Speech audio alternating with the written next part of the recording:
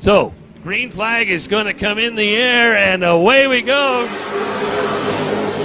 And it is the 83 of Corey Hall trying desperately to get up alongside the race leader. But he's got no hold of the inside. Here comes Steve Halpin. Here comes Brent Roy. Hall all by himself on the outside behind Tucker. Sticks in the air. 2 laps to go. It continues to be the 2 of Ashton Tucker leading the way down the backstretch. That final podium spot is on the line with a lap to go.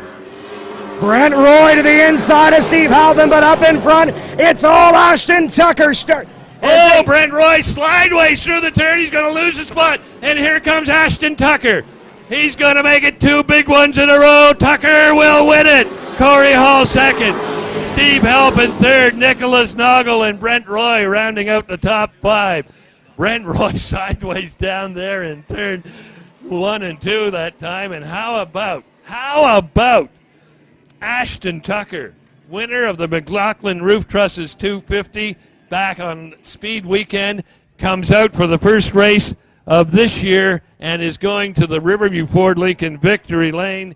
We're back here with Animal Wrestling, Dewey versus the 2 guinea pigs. And Dewey's already jumped out. The 2 guinea pigs are not taking any of his business here. Dewey's trying to escape. Mike's hot. He usually is the one who picks on everyone, but this time he's a scaredy cat. The 2 guinea pigs are talking trash to him now. Listen to them go off. Things we do during a lockdown, right? Welcome to Tim's Corner Live, episode number 15. Tim Terry, Denver Matchett, and Dylan Langell. So, Dylan, we kind of talked off air before we came on. Was there anything else that happened there after Dewey hopped out of the cage?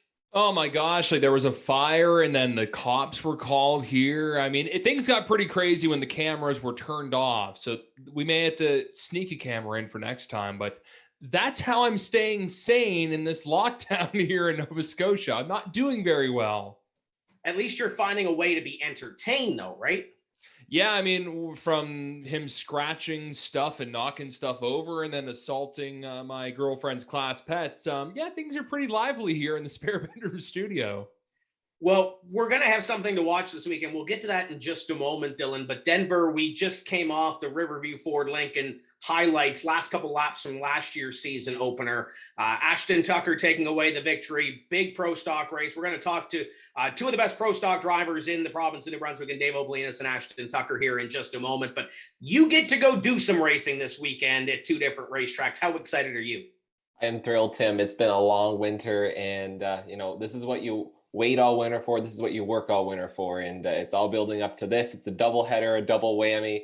For those in the province of New Brunswick, it's great to be back at the tracks. I got to both tracks earlier in this week to test some stuff out, some meetings, whatnot.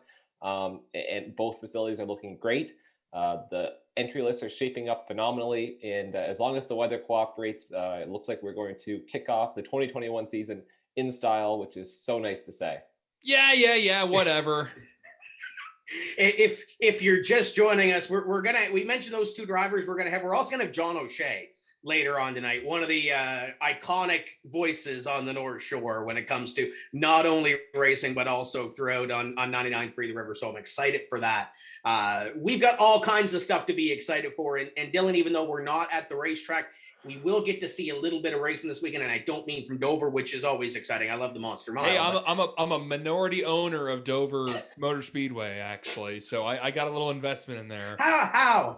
Tell us how. They're a publicly traded company. You can go on Wealthsimple and buy shares of Dover Motor Speedway and Nashville Super Speedway. Everybody's buying Bitcoin. Dylan's buying shares in Dover. Hey, man, they're handing out vaccines quicker than here in Nova Scotia. So Are they going to ship some up to you since you're a minority owner?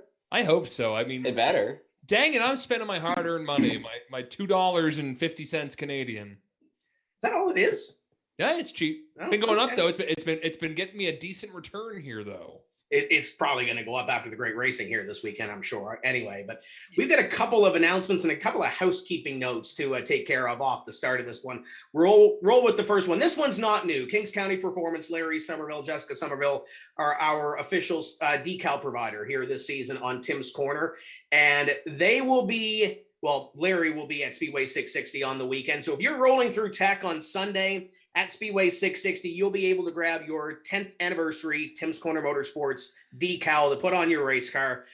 We'll have some extras left over for Petty for the next week. Unfortunately, can't get the Miramichi for Saturday, but we will have those at the racetrack coming up on Sunday at the Riverview Ford Lincoln season opener. If you need a new TCM sticker on your car, I know Briar Ellis still has his sticker from 10 years ago on that number 95 car, so we thank him for that. At least saves us a little bit of money. We've been doing some other things as well on the back end. It's been kind of quiet this week on the social media side of things, but we're building it. Here's the next thing. If you are watching us right now and you want to listen to us back, maybe you missed the show, you can do so on your favorite podcast platform. Anchor.fm/Tim's Corner CA is the hub of where you can go. It's powered by Spotify. You can see on your screen all those platforms you can now find us on, albeit we're up to episode 7 on the Tim's Corner live show. We're still uploading some of the stuff, changing some stuff around on the audio side, uploading the cover art and what have you. So hopefully I'm at home this weekend. So hopefully that's the plan to finish that up. And oh, by the way, footnote on the bottom, and Dylan, I know you love this. We have both Pro Stock Tour races from last season on Spotify right now. So if you want to listen to me and Dylan, you don't get enough of us now, you can go back and listen on Spotify. That's great, isn't it? Yeah, I got to check it out a little earlier on. It was pretty cool listening back to the Tour of My Cat 150 on Spotify. I mean, I'm paying for the service. I might as well be able to hear myself, right? Yeah, exactly. Anchor, Breaker, Pocket Cast, and Radio Public, and probably a few others that we haven't heard from yet. Going to be up there. So anchor.fm/Tim's Corner CA will have that. And we'll have some of the races from last year, audio-wise, on there once we get everything up and active. Speaking of races, the Spring Smash season opener from Speedway Miramichi will be live on timscorner.tv this weekend. Passes are not available yet. They will be available starting tomorrow. You can go on and get your pass. Subscribers that are on there right now, you'll be able to view it on Monday. We're working with some other things with Speedway 660 and Petty for the next couple of weeks. We've still got some R&D stuff, Denver, that you had mentioned that we're still trying to figure out. But how excited are you? This is your home racetrack. I can't be there, so I'm excited to see it. But how excited are you to have this one on Tim's Corner TV?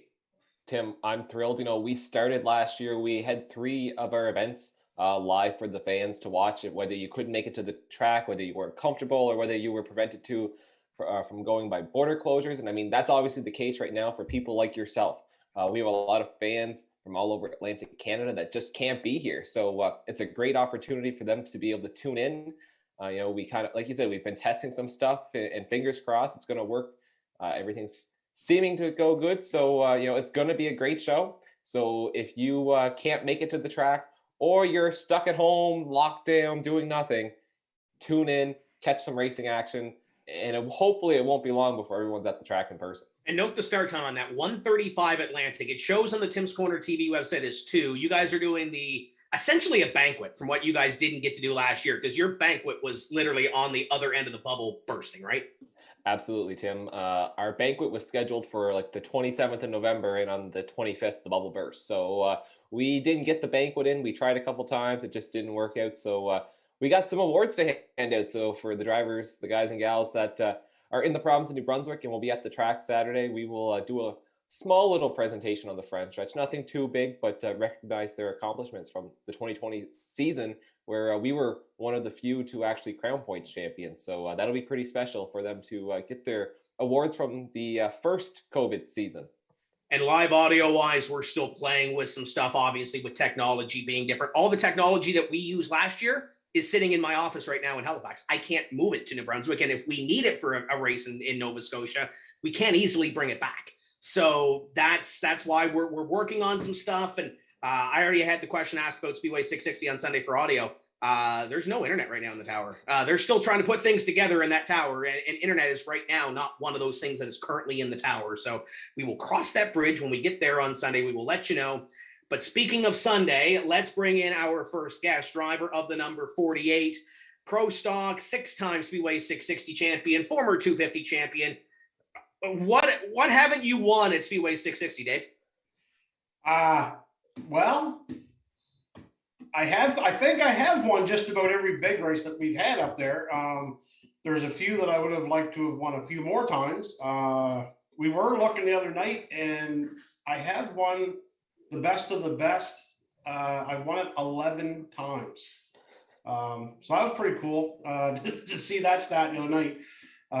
Yeah, there's been I guess, we won Speed Weekend, the sportsman end of it. We won it 5 times. The 250, we've won it once. Finished second 2 or 3 times. Yeah, we've had a pretty good run up there for sure. Rick Cashel did get in a sharpshooter last year. I think that's the only thing you have left on your list, right? Well, yeah, I guess I technically have not won anything in a sharpshooter. Not sure if I want to try that or not, because from what I see, those guys are half nuts.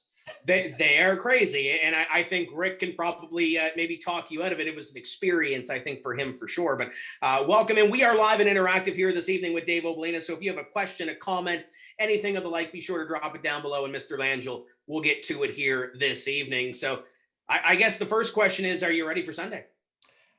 We're getting there. We're close. Actually, the guys and girls are out in the shop right now thrashing. They'll probably hear some beating and thrashing going on as we talk here. But my car, we're pretty much done. Just finishing up the setup on it. Courtney's car, we got to change transmission. Alex's, we got to scale it. Just tidy up some few loose ends, and I guess the biggest thing is going to be to make sure the hauler's ready. We took it up to get it inspected and had some issues, so I'm hoping everything's going to be rectified by Friday. So we hopefully will be there for sure. If not, it might be a longer haul to haul one at a time up there, right? Yeah. No, we'll cross that bridge when we get there. Let's talk about, I guess, the last big Pro Stock race at Speedway 660, since we're looking at this one here. The 250 started on the pole, won your heat race, led a bunch of laps. The thing was really, really good up there. Can we rekindle that magic that we had at the first half of the 250? I think so.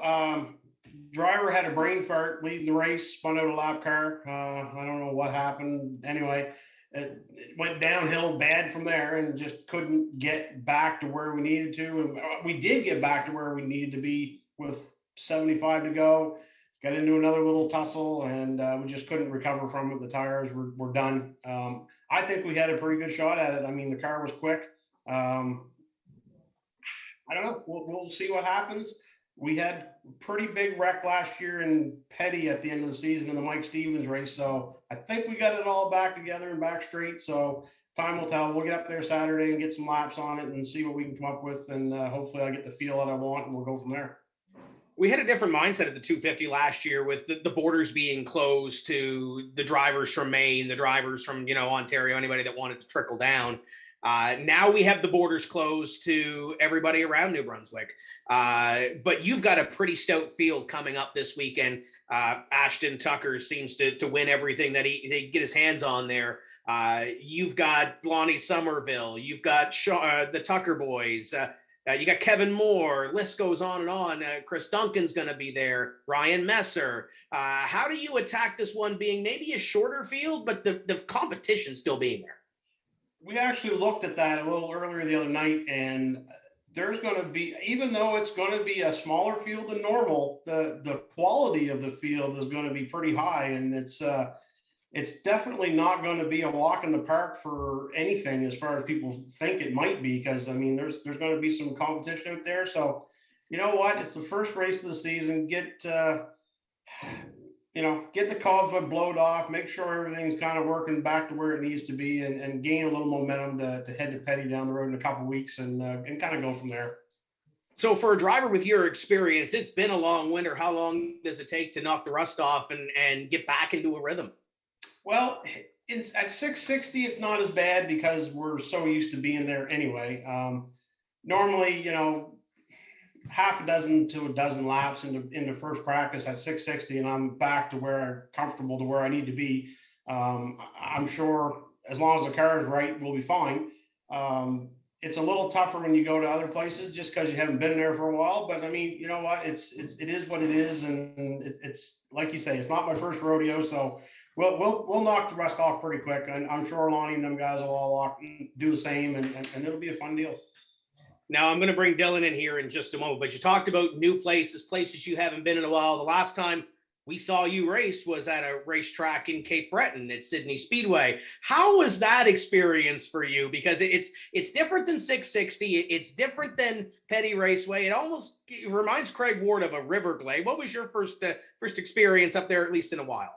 Well, it was funny. We went down there, and of course, I had never even seen the place until I showed up there. We jumped in the car, went out, and I ran like 3 laps in the first practice because we were late getting out in first practice. And I went, wow, this is Riverglade all over again. I mean, it was, you dime in the corners, you do what you got to do to get through and go from there. And then, so knowing what I knew from Riverglade, I kind of stepped back and I said, okay, I know what I used to do back there for as far as setup goes. And I know everything's changed from, 20 years ago, but we kind of threw a couple things at it that I used to do back in the Sportsman day. And geez, the next thing I know, I picked up like half second, and I was like second on the board. And I'm like, not bad for 15 laps and never been here. And I'm second on the board, we'll take it. So, and then we did the same thing. We ended up, we finished second to Lori, and I was happy, and car ran good, and it was a decent deal. You're used to stepping down into a Sportsman, but when you step down in the province of New Brunswick. So those guys kind of know you. They raced with you before. You walk into a Sean Waterfield and a Ronnie McKay, and Ryan wasn't there, but those guys that race on a regular basis up in Cape Breton Island. What was it like racing on not necessarily your home turf, going in there, and you and Lori finishing 1-2? Well, I mean, obviously you don't want to go in there and piss somebody off and get into them and wreck a guy or whatever. I mean, that's the last thing you want to do. But we, you know what, them guys, they ran us clean. We ran them clean. I overdrove the corner one trip on the first lap, and I went, oops, I forgot where we were, and just kind of went from there. And it is what it is, and just we had a good run, and it was fun. Now, you didn't leave with that race car, right? No, I did not. My children are sitting out here trying to aggravate me here now, but no, we actually, Greg Dow actually bought the car from us right after the race was done. We actually took the seat out of the car and left it there right as it came off the racetrack. So that was kind of a neat deal. I guess he was very happy with the way it ran, and saw some potential in it, and went from there.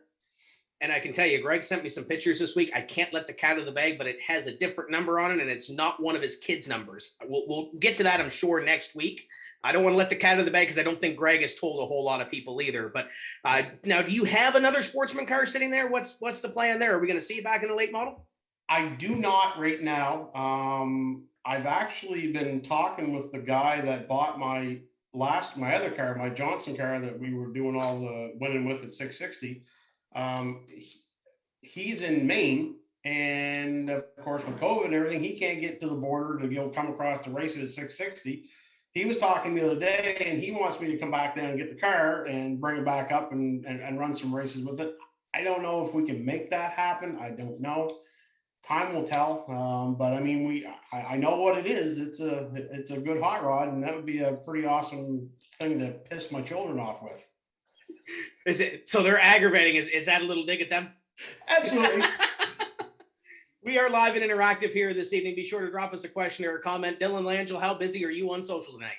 Well, it could be a bit busier. So Dave's not shy. He's already pretty talkative so far. So you can leave a comment on the Tim's Corner feed or the Speedway Miramichi feed. I don't know if we're on 660. I keep refreshing here, so we may have to look into that. But Dave, it's good to chat with you again. Last time I saw you would have been up in Sydney, and it was pretty cool seeing you up there. Brent Patterson's watching. He says, number one, to say hey to the girls, Dave, for him. He's also wondering, when did you get your start in racing? It's always a pretty loaded question, right, with a racer? Well, I guess let's go back. My grandfather owned the green Growler, the 29 car that Walter Dunfield drove back in the late 60s, early 70s. So that's kind of where the racing started. He got out of it. My dad and my uncle actually crewed for them during that whole deal that they were doing that. Then they get into show cars, and I get into show cars with them at the same time. We were doing the Atlantic Circuit and all that stuff, and they were very successful with that. Dad actually has a 70 Super B that in 1984 qualified for the grand finale in Atlantic City, New Jersey. And he went down with the car and finished 37th out of the top 50 cars in the world at the time. So it was a really cool deal to watch and to do all that and to experience all that stuff. But it wasn't for me. I got sick of polishing and doing something. So then I bought a street stock off a guy, and it was Gary McLean's old street stock. It was in 94. We went to Riverglade, had no idea what we were doing. Same as pretty much everybody that starts racing, obviously, and just kind of went from there. And then we ran, I think I got second in the points that year. The following year, and I got rookie of the year. Then the following year, I won the points, and then we bought a sportsman car at the end of that season. And then that would be 96. So in 96 was my season that we started. And that was also the season that Shediac opened up. So we ran Riverglade and Shediac with two different cars. I won Rookie of the Year at both tracks and the points championship at both tracks. And then it went from there. We went and got the pro stock, and well, we all know what from there on, how we did from there. So yeah, that's kind of how we started. I think you may have a future in announcing, Dave. No, probably not. Taylor Albert's watching. He says, how do you enjoy your Fury hot rod? You know, it's funny. We hooked up with Andrew Hicken back in 2015. We were the first full-blown LFR car at the time, and then they switched over to Fury. They are an amazing hot rod.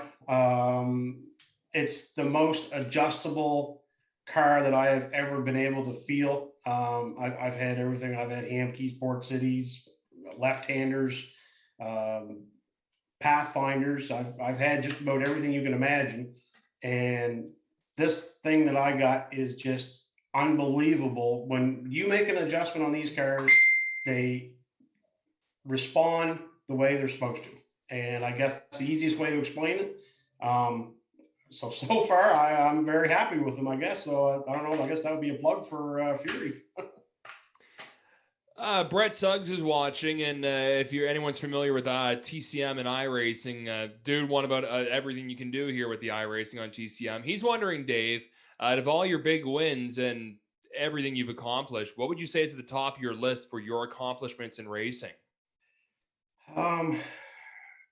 Obviously, the 6 championships is a major one. Obviously,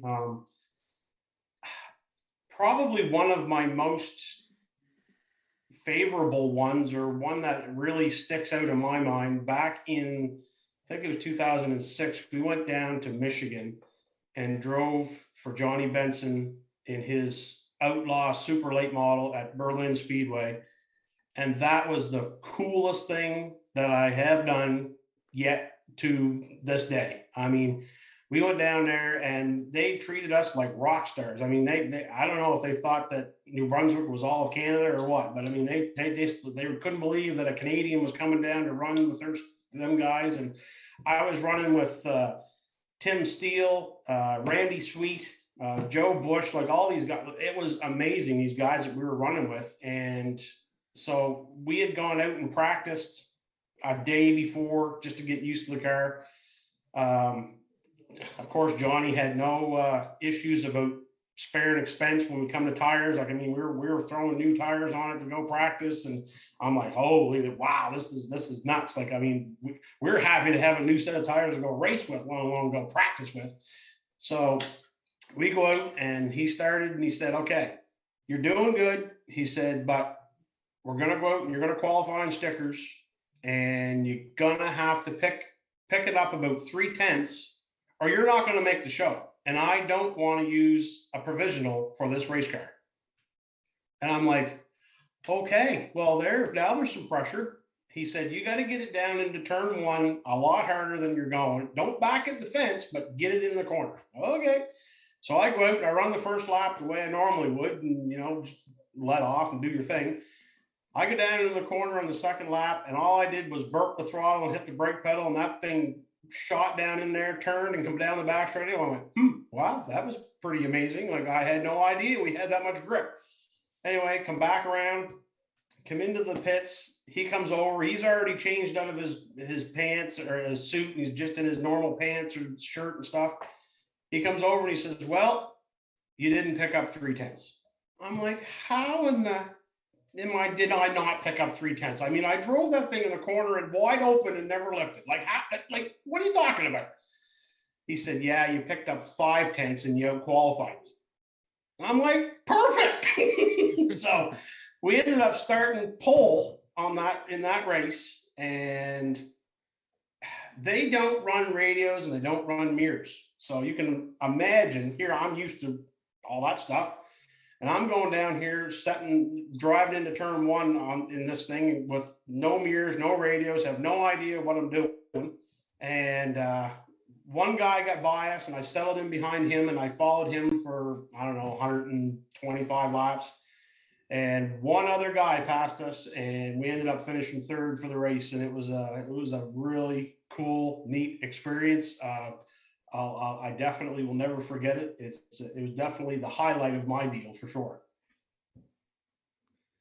Once again, we're live and interactive with Dave Oblina. So if you have a question, a comment, be sure to drop it down below. And Dylan, we got Speedway 660 working. So we want to welcome everybody that's watching on Speedway 660. Looking back to last year, Dave, obviously, let's put the team owner, let's put the father cap on. Speed Weekend was big last year, not only because of the Sunday after leading all those laps early and, racking up the $50 a lap, but what happened Saturday night with Courtney going to victory lane in that sportsman race. You've won it many times before, but how special was it to see the 48C go to victory lane in that race? Absolutely. I mean, anytime any of my cars can go to victory lane, it's a good night. I mean, there's no question about it. Courtney ran a really good race. She saved her stuff. She did what she needed to do. Alex had a little bad luck. She had a bearing on the rear end, axle bearing let go on her. And I'm almost glad that it did, because I'm telling you right now, I'm pretty sure that those 2 cars would have come home in a basket, because the 2 of them would have been up front, and they both don't give up. So it was going to be very entertaining and a little stressful on my end, that's for sure. But no, super proud of them. They do great. They're out there working right now on stuff, trying to get things going. Thank God Alex does as much as she does, because I just can't do as much as I used to do as far as working on the cars. We started up a new business here and just trying to get that up and rolling, and just it's super proud of them. Hopefully they can win many more. Now, wasn't there a thing a couple of years ago where you guys were fighting back and forth for the lap track record at 660 in a sportsman car? How did that end up going? And do you know who has that now? Yeah, I'm reminded quite regularly of it, actually. I had the track record at 14.55, and Courtney went out and ran a 14.51. So she now has the track record, and she does not let me forget about it very often. And now that you don't have a sportsman car to go out and throw at that time. Well, maybe I got to take her car and just go beat it with her car. As long as she'll let you have the seat, right? Maybe. Something like that. I'm sure you can call Greg Dow if you absolutely need to. That's right. I could probably gather up a car somewhere. Denver, you've been quiet over there. What do you got for Dave Oblinas? Well, not to stir the pot or anything, but Dave, I think last year you were the only one in the family that didn't take home a feature win. But so that maybe will change on Sunday. They're probably in the background loving that comment, but unbelievable. I don't even know what to say. I don't know why we even let him on the show, right? Yeah, well, can we just mute him or something? Like, really? Yeah, you're right. They both won last year, and I did not. We talked about that the other day too, and there's only out of 27 years of racing, there's only been 2 seasons that I have not won a race, and last year was one of them. I'm just hoping that ain't the end. That ain't the start of the end. I hope. Well, surely to God, there will be more to come. That car still had speed. You had a couple podiums. You ran up front. Overall, 2020, it was a shortened season, and you can use that as the excuse. We lost half the season. That's right. I only had half the time to try it. So, exactly. I mean, it is what it is. I have to win a couple more. I don't care if I may have to push a wheelbarrow across the parking lot or something to win, because I have 97 feature wins in my career, and I am really hoping that I can get to 100. That would be an amazing accomplishment, especially in this day and age. And I don't know if it's going to be doable or not, but man, I really don't want to give up until I get there. Well, surely that will come. I mean, one bad year doesn't throw everything off. I mean, me and Tim go back and forth with NASCAR. Old Kyle Busch chasing all his wins. He's rebounding, so surely to God you'll get some more. And maybe you have to steal the girls' cars to do it, but that's all right too. Well, if I have to, maybe I'll borrow a street stock. I don't know. Like I said, I'll borrow something to win something. I don't know. For sure. But so let's look back 2020. Some of those pro stock races. They started with the Petty and 660 series, which hopefully will be back this year. But what did you think of that series? The first year for it, you ran all 3 of the 4 races. I think had some good runs. What did you think of that series? It was pretty neat. I mean, absolutely, the tracks have got to work together. There's no question. I think everybody has finally realized, like track owners and stuff have realized, they cannot do this alone. They need help. They need support from one another. They've got to feed off of one another. And you guys are doing an amazing job at helping do this whole, just what we're doing tonight, just keeping people engaged and keeping sponsors happy with coming up on the season and stuff like that. It has to work that way. So there's no question. It's a step in the right direction in my mind. We did miss the first 661 last year, so we plan on running all 4 this year. If they do get things opened up when we get going here, and we'll see what happens. But that would be another awesome little one to have a couple wins in for sure. For sure. And I mean, you're the 6-time champion in the pro stock class at 660. This is the first year I think they're not, outside of 2020 where there was no champions, that they're not going to crown a track champion for pro stock. But with the 4-race series, that would be your opportunity. Maybe you'll get the, chase 100 wins, chase the 7th pro stock championship too. Well, I mean, you never know. I mean, there's a possibility. I mean, sometimes the guy that wins them all doesn't win a championship. So, I mean, I remember one year we only won 1 feature or 2 features, and we still won the points. So, I mean, and then one year with Ryan Messer, we ended up down to the last day. I beat him by 1 point. I mean, it was just, there's been some luck involved, and there's no question. But as everybody knows, to be good, you got to be lucky, I guess, is what they say. So, I mean, it's one of them deals. You got to do it.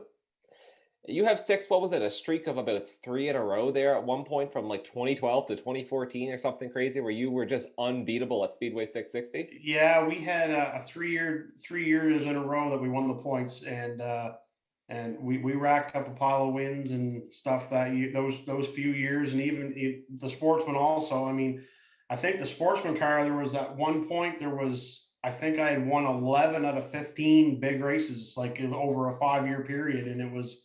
And I mean, I get it why guys can't stand seeing me come to the racetrack. I get it. I wouldn't want to see me going with a sportsman car either at the time, right? So, I mean, it is what it is. It's pretty cool. There's no question that it was a fun run. It was a lot of hard work from everybody, but we did manage to get a few wins in there for sure.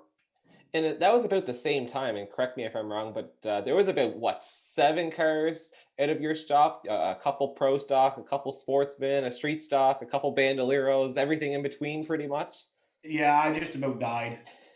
Yeah, I think it probably aged me about 20 years in the 5 years that we did it. But I mean, man, we put in a lot of time and a lot of effort there for a while, and it showed. I mean, as everybody knows, you don't win races without going and doing stuff at the shop. I mean, you gotta be prepared, and you gotta do your due diligence to make sure that everything is up and going right, and it's getting harder and harder to do. There's no question. Absolutely. And you see the competition gets, stronger, it seems like every single year, in every class, not just the pro stock division. But I know we talked about this a little bit last year on one of the, I guess, pre-race shows we did at Petty, but you had some plans to go down to the States and run some races, and obviously border closures and everything kind of threw that away. But if we ever get back to that spot, borders are open in 2021, do you have any plans to head down south, or maybe 2022? Well, we were supposed to be in Loudon 3 weeks ago with the Actor car. I mean, it's sitting here, it's ready to go. The car covers on it right now. It's that like we cleaned it off on the weekend there. Mike Francis had come up and done some pictures for us, and we did a little thing with both the cars and I sent Derek, the car owner, sent him some pictures, and he's like, man, he says, if we can never get this open back up, like, you're coming down here. And I said, I know, we just got to get there. So if everything goes well, there is a possibility that I may go to Oxford to run the Saturday night show, the 150 Actor race there, and possibly the Milk Bowl at Thunder Road. That's kind of a bucket list race for me to go try. I mean, if you got an opportunity to go do it. I don't know if we're going to make that all happen this year or not, but if everything opens up next year, then I can definitely foresee going to Loudon, going to Oxford, going to the Milk Bowl, and maybe one or two other in Quebec. There's one or two. We might go up there and do them. Just depends on what Derek, the car owner, wants to do, and go from there. So the whole deal was get the car ready for Derek to move into it. He's in a Tiger car right now, and he last weekend was in Thunder Road, and I was on Messenger with him right up until the first heat race, and helping him and trying to get the car a little better. And we picked him up a couple tenths throughout the day. And last practice, he went out and went top of the board for practice. So he's like, there, finally we got it, So he was pretty excited, and he had a bad deal, got shuffled to the back, and took 20 laps to go to the back, and it was only a 40-lap race. So it was one of them things. He just didn't get a chance to show what he had, but he said the car was in one piece. He was real happy with it. So yeah, we got a little bit of stuff going on with that. Should be fun if we can ever get down there. I'm excited to try it because we're going to take the car to Petty and maybe shake it down just to make sure the cobwebs are out of it before we do venture down. But I wouldn't want to say this out loud, but it would be a really neat class to have instead of maybe some other classes, but I won't stir the pot too bad tonight. Yeah, Tim doesn't like the rules conversations too much. We try to. Oh no, I don't mind the rules conversations. It's the Lawrence Hoppers that don't mind the rules conversations, and I'm sure my phone will light up. But go ahead. Yeah. No, it was. I think they're a really neat car. They're basically a single piston caliper, steel transmission, 8-inch tires and wheels with a 603 motor. Like it's kind of a neat little combination, but it gives a little bit of adjustability to the guys. So it's kind of it's not as much as a pro stock, more adjustability than a sportsman.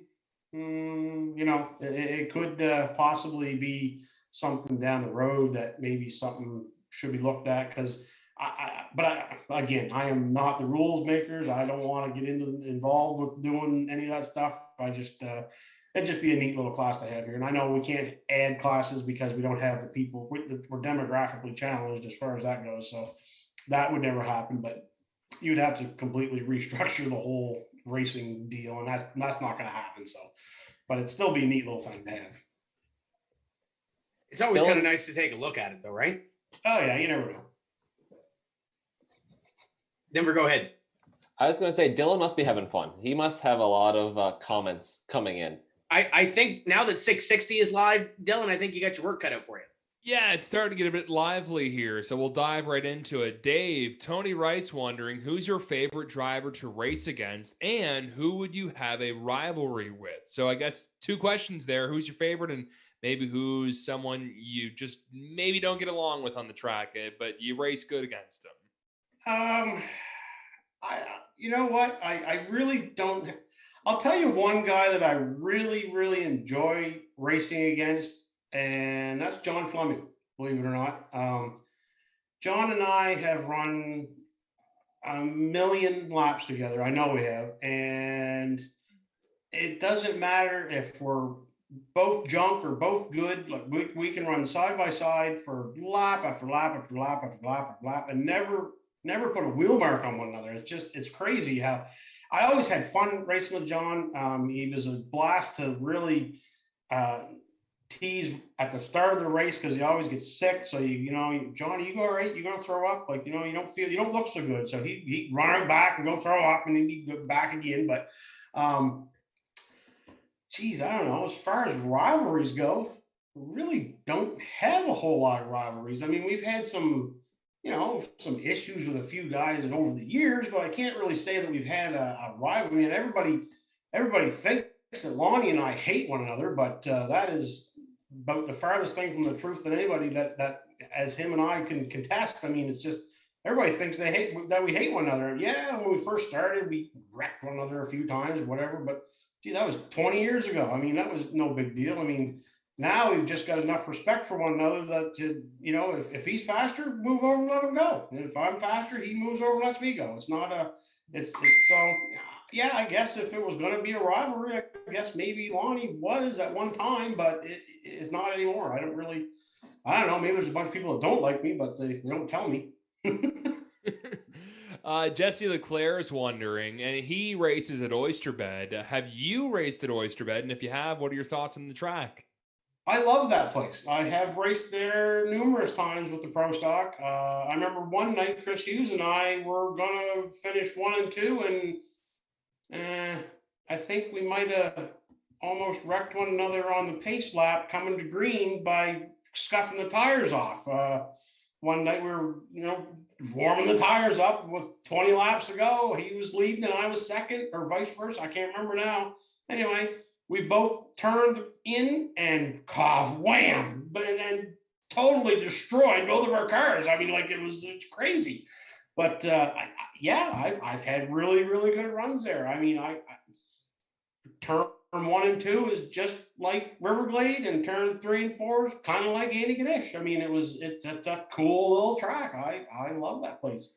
And if you didn't get the stripe on the top side of the quarter panel, now to get this, the top side, not the side, the top of the quarter panel where the window comes down, if you didn't get the stripe there from the wall on the backstretch, you weren't running hard enough. I just thought of a question, Dave. What's your favorite racetrack in Nova Scotia to race at? Andy Ganesh is fun. There's no question about it. It's fast. It's fun. But I think I like Scotia better just because it's a more technical track. And I like the technical part of being a technical driver. As you know, 660 is not an easy place to get around. And if you can get that place down, you can pretty much run anywhere as far as when it comes to being a technical track. And And I used to hate Farrington, and then when NASCAR stopped and we ended up going to Farrington because we didn't have anywhere else to run. It was like, oh, really? Do I got to go up there and run up there? Like, seriously? Anyway, I just kept digging at it, and now I love the place now. I mean, it's an awesome little track for me. But Craig Rogers has a little story here for you, Dave. He wrote, always exciting watching you race. I also want to thank you again for taking the time during Speed Weekend a couple of years ago to help out a couple of guys that walked into your pit asking for a welder. You welded up my son Sam's Bandolero after a bad wreck, and he went on to win the championship that weekend. So I guess that just attests to the kind of family environment in the pits, right? And it's important helping each other out, right? oh, absolutely. And I couldn't do it without all my guys and my family. As you know, we're a very family oriented race team. If it wasn't for my father and my uncle working their asses off all the time, I wouldn't be doing what I'm doing. So it's for sure a very family oriented sport. And you know what? I've been in his shoes and I've needed stuff. And anytime I can help guys at the track, whether it's, I get a lot of guys that'll come up and ask me about setups and, car's doing this. What do you think you should do? You know what? I have no issue trying to help somebody get better, because if they're better, they're not as big of a weapon. They're not going to wreck you as bad. And people got to understand that. And when they start realizing that, that's when things will get better. Scott Kenny from Speedway 660 wrote, any suggestions on getting folks into racing sportsman or pro stocks and building up those divisions? So I guess maybe going to a legend driver or maybe a 4-cylinder and saying, hey, you ever thought about moving up a little bit? Wow. That's a loaded question. Unfortunately, it's the money. That's the biggest thing right now. If you don't have a pretty decent backing, it's going to be tough. There's no question. Don't get me wrong. You can do it. It's not, I'm not trying to diss anybody to try to get it done or whatever. It's a lot of work. But unfortunately, the way that the sport is evolving and the amount that everything is costing with hyperinflation and whatnot. It's ridiculous on some of the costs of what it takes to go to the track. Like on a normal weekend for us to go to the track with the 3 cars, if you put tires on the cars, fuel, pit passes, food, like it's a $3,000 to $5,000 deal just to go run like a bigger race, and it's tough, and it's getting harder and harder to find sponsors and all that stuff, because everybody's cutting back, nobody's making any money, or if they are, they're not sponsored or whatnot, whatever the reason may be. But it's really tough to get into the classes. Street stock for sure is awesome. I think it's evolving really, really good.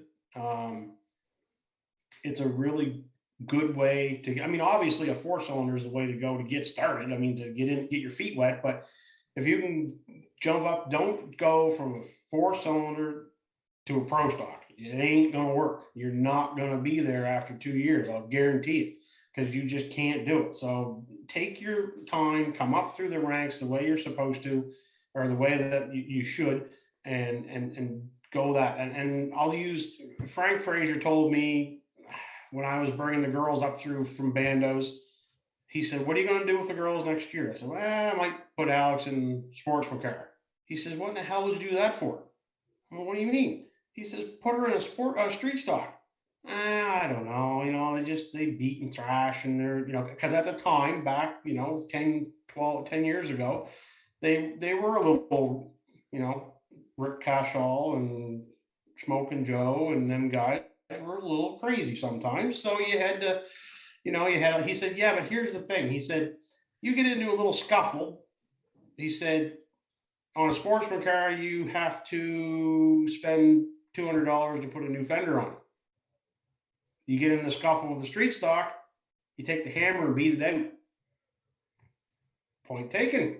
So you know what? I put Alex in a street stock, and that's the way we did it. And I made the girls come up through the ranks that way. And And I think it makes you a better driver as you get going to move up to the bigger classes. And you'll know when you get done street stock whether you can do it or not, and whether so to encourage people to get into it.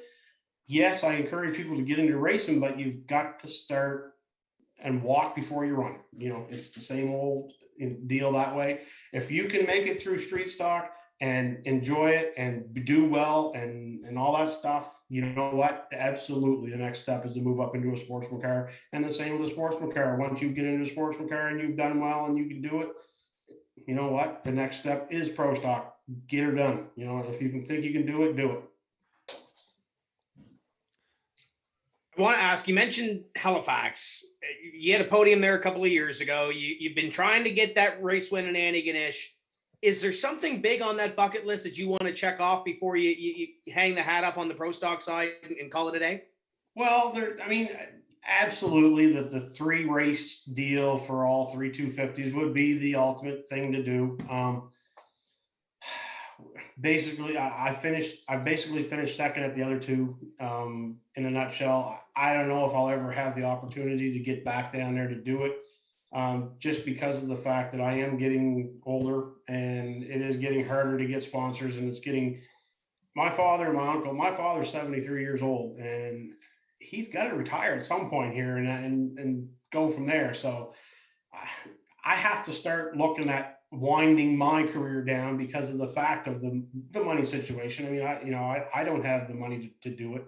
I rely on them and the sponsors they get through the body shop and that type of thing. So, unless things change on my end financially somehow, then I've got to start looking at winding things down. But don't get me wrong, I would love to win the other 2 250s and be one of the 3 guys, the only guys to do the 3 race deal. Right? There's no question. But if it doesn't happen, it's not really the end of the world for me.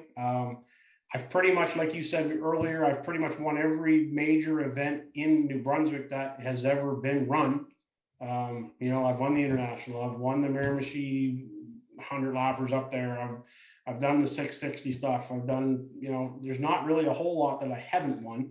I guess I haven't got a Mike Stevens win yet, but it's a fairly new one. So it's not something that has been going on for 40 or 50 years type deal. So, but yeah, I guess, it is what it is. If something does come up and we do rack off a few more wins, then I'll definitely take them. There's no question. I don't dispute that one little bit. You could line that up to get that win 100 at the Mike Stevens this year, right?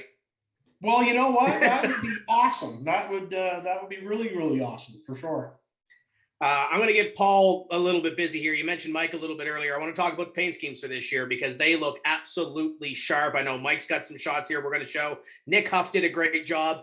Let's talk about how you came to this point because they looked good before. They look even better now. Let's talk about these paint schemes. Well, I hooked up with Nick Huff with Huff's Customs. He did Drew Greenlaw's car back when he was doing the first sportsman car he did, and I really liked the job that he did. So I got Gerald to hook me up with him, and anyway, so he did my first paint or did my wrap when he was over at the work store, and then he went on his own, and I called him and I said, listen, I got 3 cars. You know what my deal is. You know what my colors are.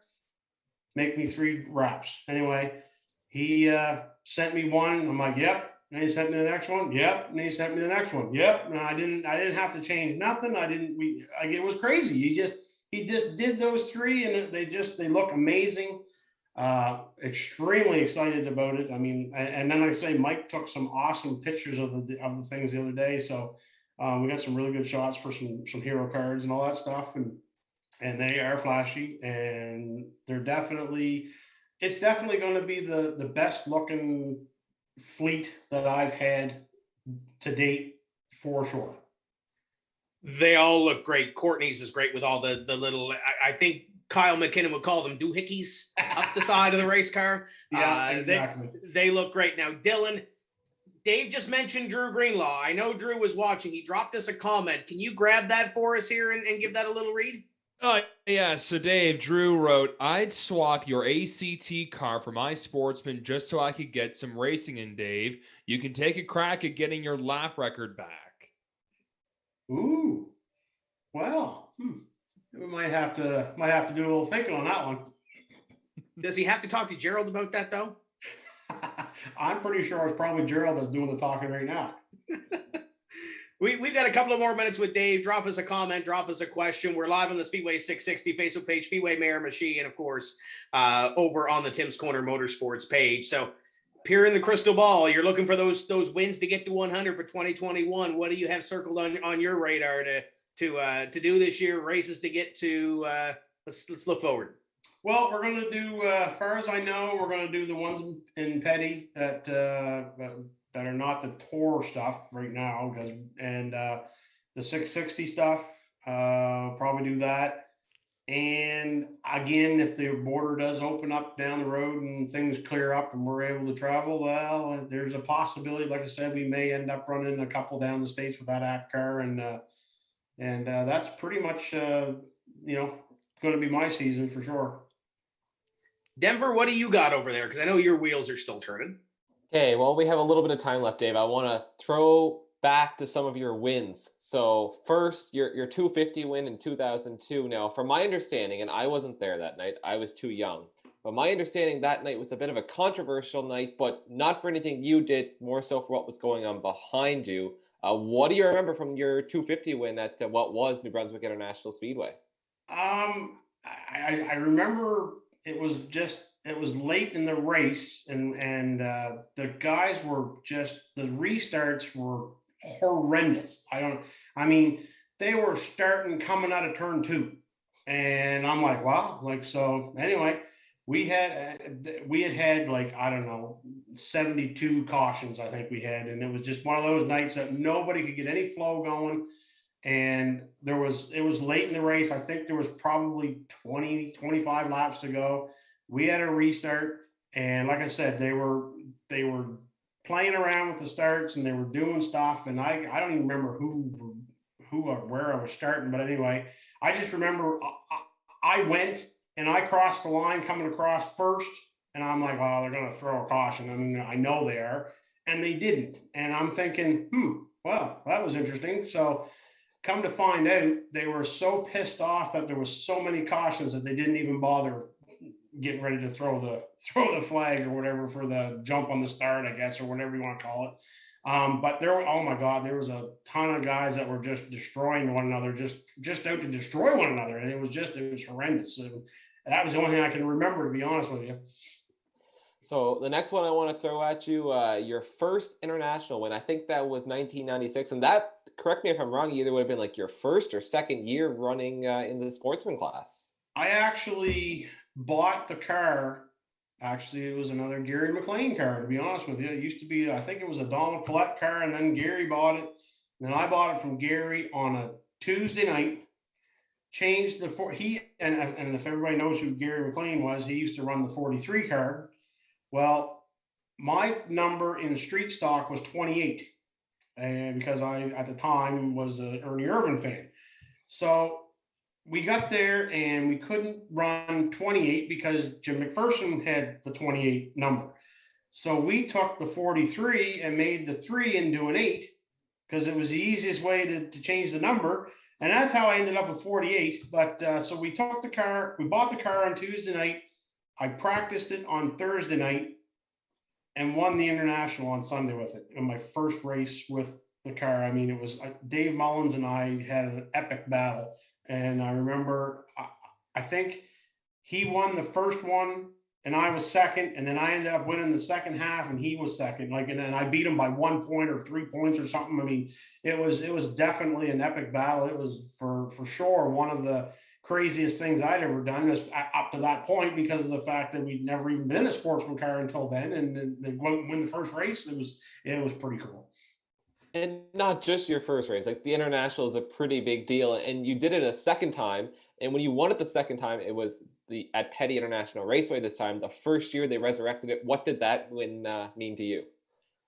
It was really, I wouldn't, not to sound cocky, but it was kind of like icing on the cake type of thing. Like, you know, it was just, it was fun. It hadn't been in a sportsman car forever, and jumped back in this thing and was dominating there for a while with that car. That's the car that Alex has right now.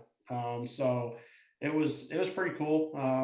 It was definitely reminiscent of being the, you know, not just a single time winner, but a multi-time winner of a major event for sure. Tim, I'm going to throw it back to you. We could go all night with Dave easily.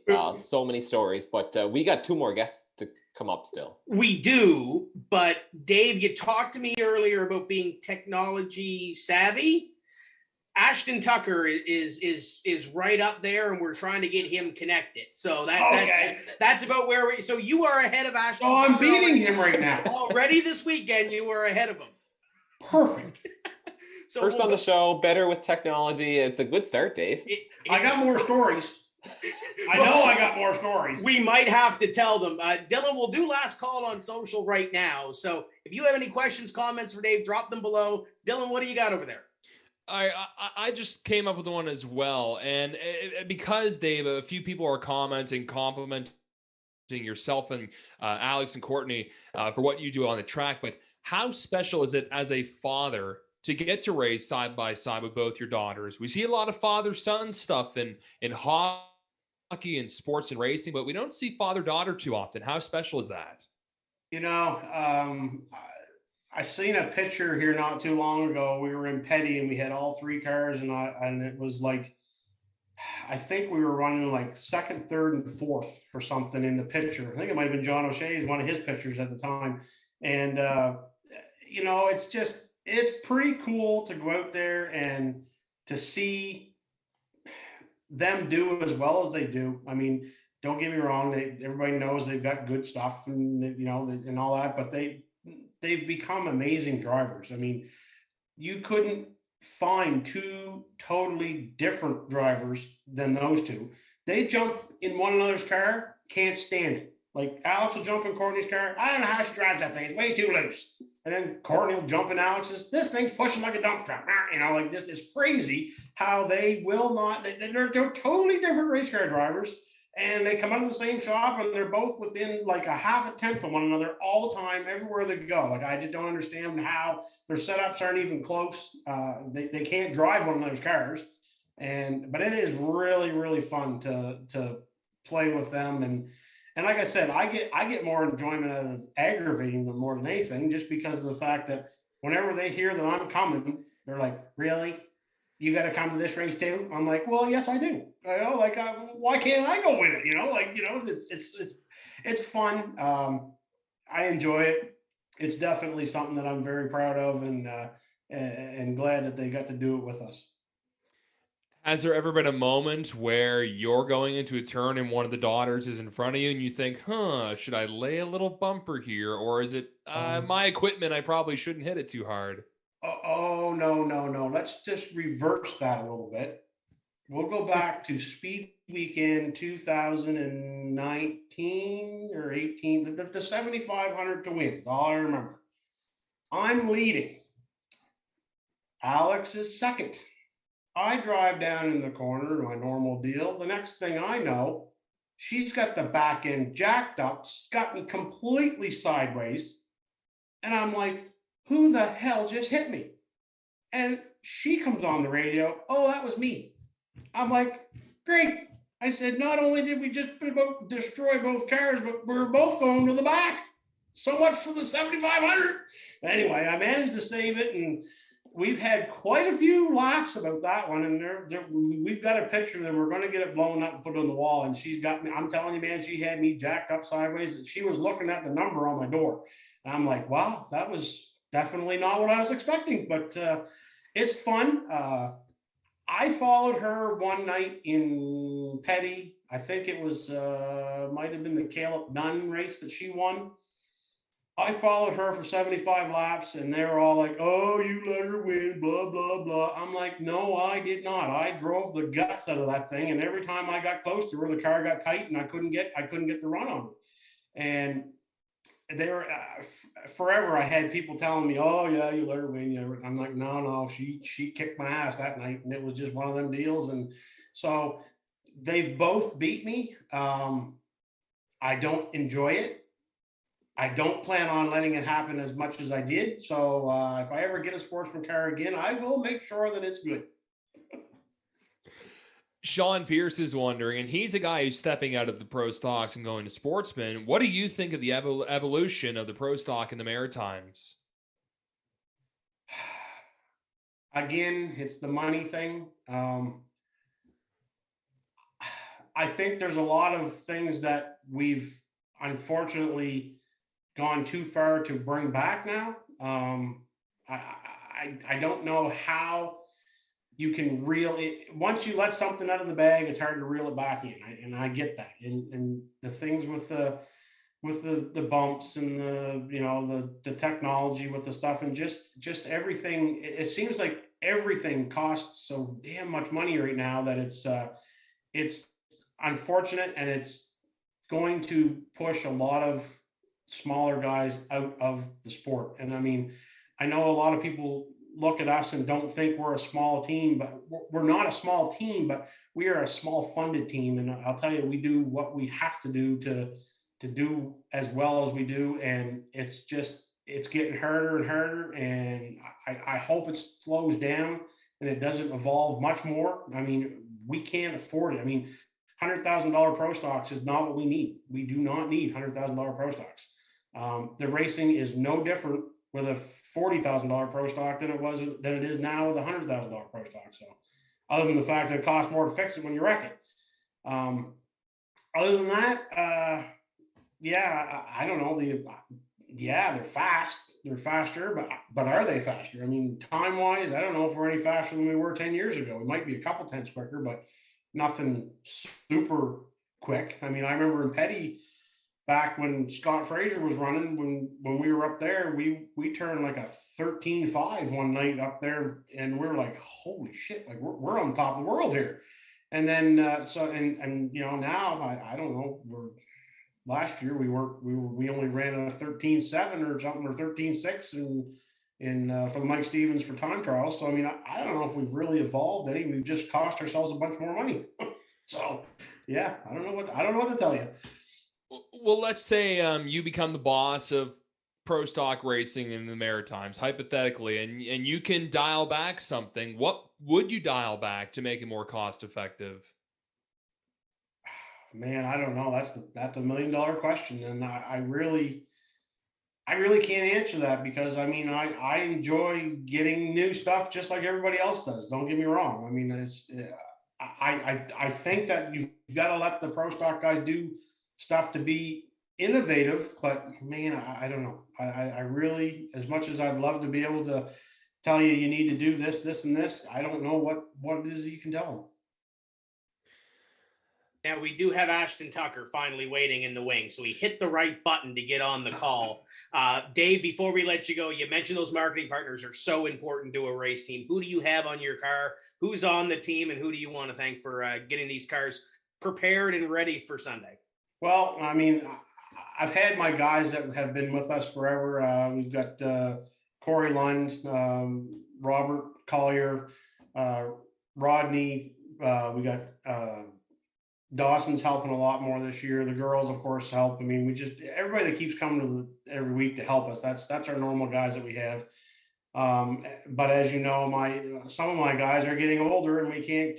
They don't get here as much as they used to be able to. But there's those guys in the pits that always help when we need them. And then, of course, you got your sponsors. We picked up a couple of new sponsors this year. Wayjay Construction. We got CPM Carnahan Property Management is on board again this year. We've got Robbie Stevens is on board with us this year a little bit. And like I said earlier, I've started a new little deal myself. I bought a CNC plasma table, and we're doing some cutting, some signs, and we're doing a few trophies here and there. And you may see a couple at a track near you later on here shortly. Dawson and I started that. It's called Plasma Works Metal Art is the name of the company. We're doing fire pits. We're doing some signage for people that want stuff. And of course, anything, if you need anything cut out of metal, basically is what we can do to pretty much, we can cut like to an inch and a quarter thick. So it's a pretty neat little deal. Hoping to try to get that going. Yeah, Oblivious Auto Body, Huff's Customs for the wraps. They did an awesome, like I said, they did earlier. They did awesome. That's about all we got. Burger King, of course. This has been fun here this evening. Good luck Sunday. Thank you for being a part of this deal. And tell the girls when they win on Sunday, we'll have them on the show next Wednesday. How about that? Oh, they're all mad because I got to go on first. And I'm like, yeah, well, I'm kingpin. You got to wait until he goes first. So I guess we'll dangle the carrot in front of them for Sunday for Wednesday, right? That's right. You got to give them some incentive. Thanks for being a part of this day. We'll some of us will see you Sunday, and we'll see you in Victory Lane, right? Awesome. I hope that I can come on here and you can show highlights of my burnout on next week. So, well, we hope so too. That's Dave Oblinus, driver of the number 48, and we're going to get ready to bring on our next guest on the show, and it is the driver of the number 2 Brad Silliker Motorsports Pro Stock. It is Ashton Tucker, and just getting the couple of extra wires connected that we need to, obviously with live TV. That's the way it is. There we go. Ashton, you got us? Yeah, I think so. There we go. We got everything hooked up. Thank you for being a part of this deal tonight. Are you ready for Sunday yet? Yeah, we're pretty well ready. We just have a few things left to finish up on the car, and then we'll be ready to go for Sunday. Now, Brad gave you the opportunity to have the night off, right? Yeah, no, we spent a bit of time there earlier in the garage working on the car a little bit, so got out of there a bit early and come do this. Now, we just had Dave Oblinus on the show. He hadn't had any racetrack experience this year. You did a little bit of iRacing, but how much is it going to take for you to knock the rust off Sunday when you go racing at 660?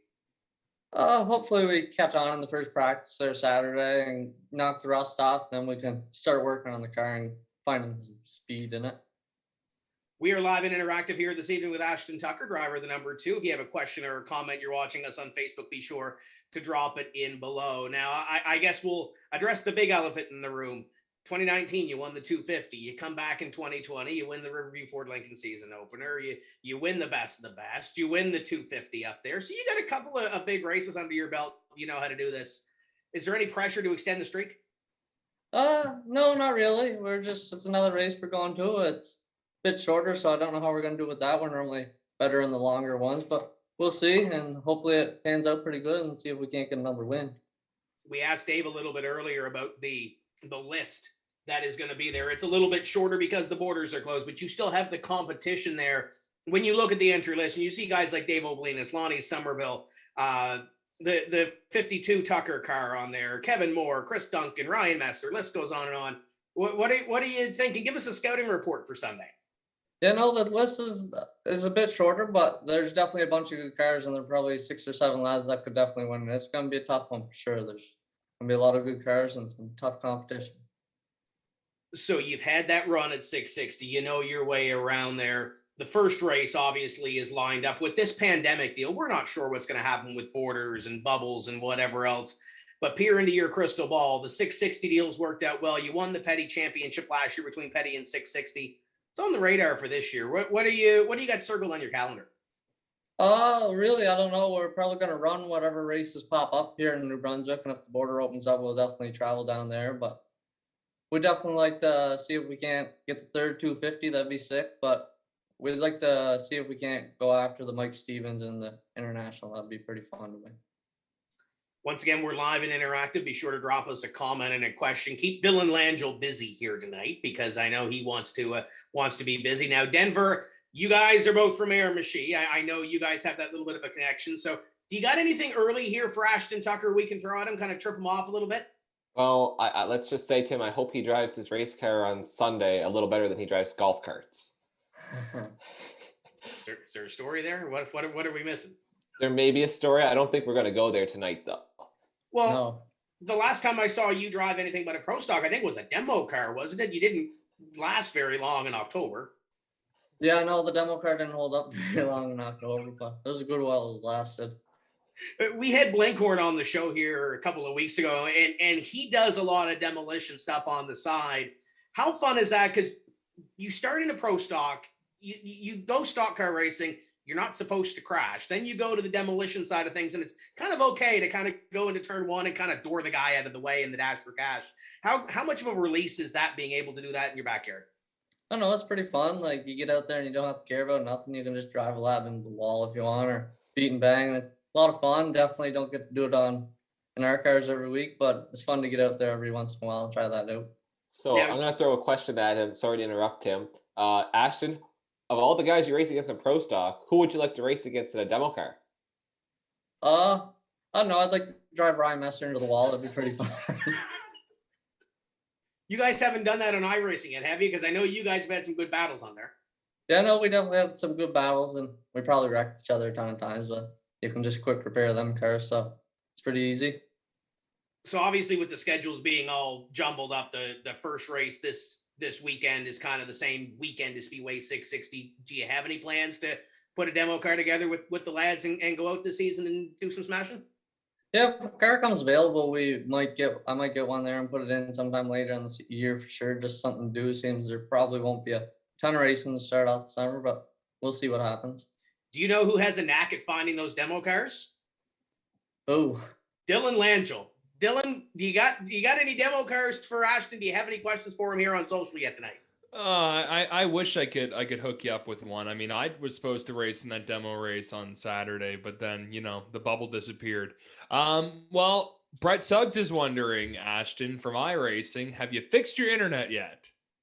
I don't know. I never really knew it was that bad, but never really did much to it, so I guess not. Let's talk about iRacing. You won the TCM Weekly iRacing Series Championship at Oxford. How fun was that, or was it a challenge for you? Maybe with the internet, do you notice at all if you're glitchy, or do you hear the other driver say, "Hey, you're flickering"? To be honest, I don't notice anything on my end, but sometimes people say something, you just pull it out of the way or keep her going or whatever. But that was pretty fun. I joined the Oxford one just to see if it gets any help and some practice in case we go down there in real life, but it was fun to run for sure. So Oxford, let's say borders open up sooner than later. How quick are you getting down there to maybe go for the 250 weekend for some of the other racing? Yeah, no, we'd probably definitely go down there pretty soon if the borders opened up. We've been wanting to go back there for a while, but we can't now. It seems the borders are shut down. When I got to know you back in 2020 last year, poutine came up a couple times. What's your favorite poutine, and what gets you in the zone? I don't know. Most tracks got a pretty good poutine and not real fussy, but poutine and a couple of Pepsis throughout the day get you ready for the race. Have you had a Dougie special at Speedway Miramichi? No, I have not. Tim, that's the secret weapon, isn't it? It's something. I don't know about secret weapon, but you kind of, I'll build on what Dylan just said. You mentioned the poutines and a couple of Cokes and whatever else. Do you have any other pre-race rituals that you kind of get into the rhythm of doing before you get into the race car? Not really. Just whatever's going on throughout the day you do, but get in the car when it's time to go and see what happens. Hope the race goes well. Now, with everything that happened last year with the borders closing and then reopening and the tour schedule shortening up, you guys got to do a couple of tour races. We won't mention Riverside because I know that didn't go your guys' way, but I want to talk about Scotia and the Jim Hallahan 250 because that was a special race for a lot of us here in Halifax. For you, it was your first time on that racetrack in a full-bodied race car besides, the Bandolero back on the infield 5-6 years ago. How special was that to come out there and do so well at that racetrack your first time out there with the Pro Stock? Well, we weren't really didn't have any expectations going on the weekend, but we just threw a setup at the car and hoped it was close and panned out pretty well. It was like you gotta learn how to figure it out quick, and we adapted pretty quick, it seems, and you really had to save your stuff and just seemed to fit my driving style a bit and ended up with a second, which was pretty cool for our first shot down there. And to be there, and I know you're a younger guy, but to be there on the podium with Jim Hallahan, we lost him earlier this year. How cool was it to be on the podium with Jim? Yeah, that was pretty cool. I never met him before, but I met him that day. And Brad and Wayne, they knew him and been around him racing the tour and some, and it was pretty special to get a second in the race for sure. Now, Riverside, it seems like it's been your Achilles heel. What do you got to do to shake the monkey off your back there? I don't know. We just seem to have a little bit of bad luck there, but well, I don't know. We'll go back and keep trying, and I'm sure we'll figure it out soon enough. We keep trying. We have to get it sooner than later. Now, the magic at Speedway 660, it's a Riverview Ford Lincoln season opener, first race of the season. You've won it before. What seems to be that magic between you and Brad Silliker Motorsports and that racetrack? What do you think makes it click so well that you guys perform so well there? I'm not real sure. The car's always good, so that makes it a lot easier for me. And like, it's a momentum track, and I feel like I'm better at that. And definitely the laps, like I've been racing there for a while, and that's where I first started racing, so that would definitely help me out. But I don't know, it just seems to suit us, and we normally have pretty good luck there. So it'd be nice to continue that this weekend. Now, for those that don't know, how did you end up in the 2-car? Because you were driving your own pro stock for a little while, came up from Bandoleros. How did you end up in the 2-car? How did you get hooked up with Brad Silliker? I was just racing my car there for first few years, and last summer I was racing, and it was just me and working on it mostly, and a few lads at the track helped me out, and then Brad asked if I wanted to drive at the IWK one weekend, so we went down there, and wasn't the best showing, but then got a few more shots at it, and we got a bit better. Then in 2019 ended up getting to run it full time, and it made it a lot easier for me not having to get the car ready by myself, and a lot more help that way.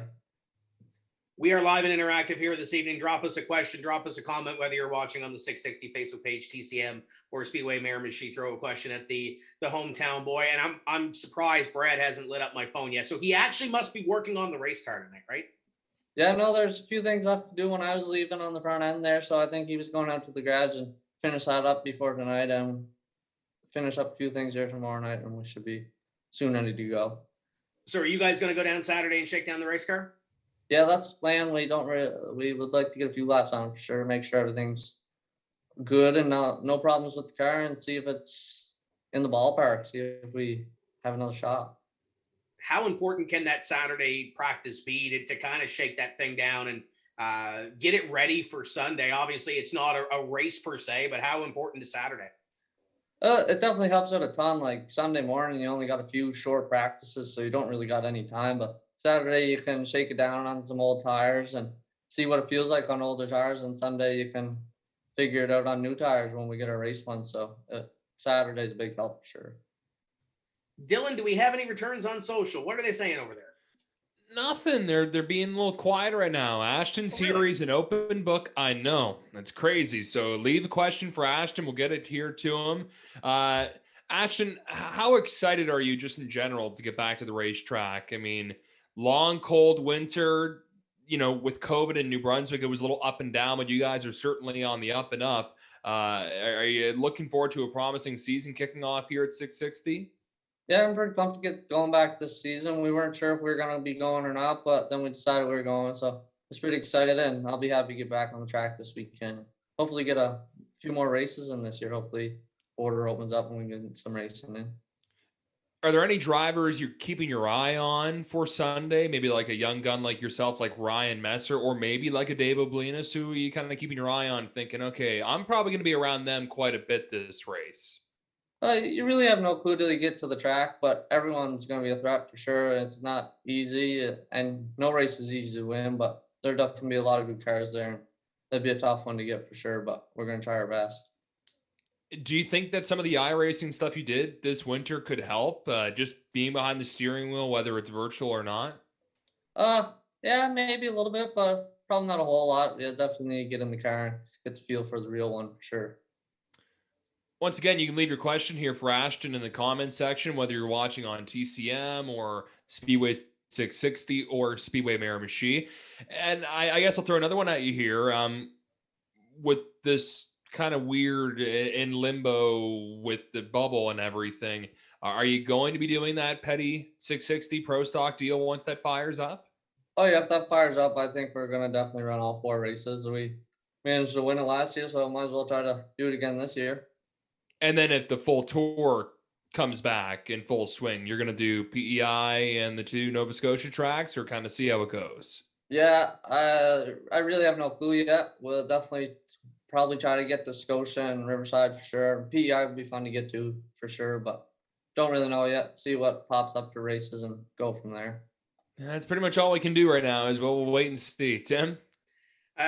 You got your start in the Bandolero. I kind of want to ask you this deal because last year I think I saw you at the tech shed talking to Wendell and Tegan Dempsey and Rory Coates and those kids that are just starting in Bandoleros. And a few short years ago you were down there, and all of a sudden now you're winning 250s and winning these big championships. How cool is it to be in that pro stock and knowing these kids are the next Ashton Tuckers?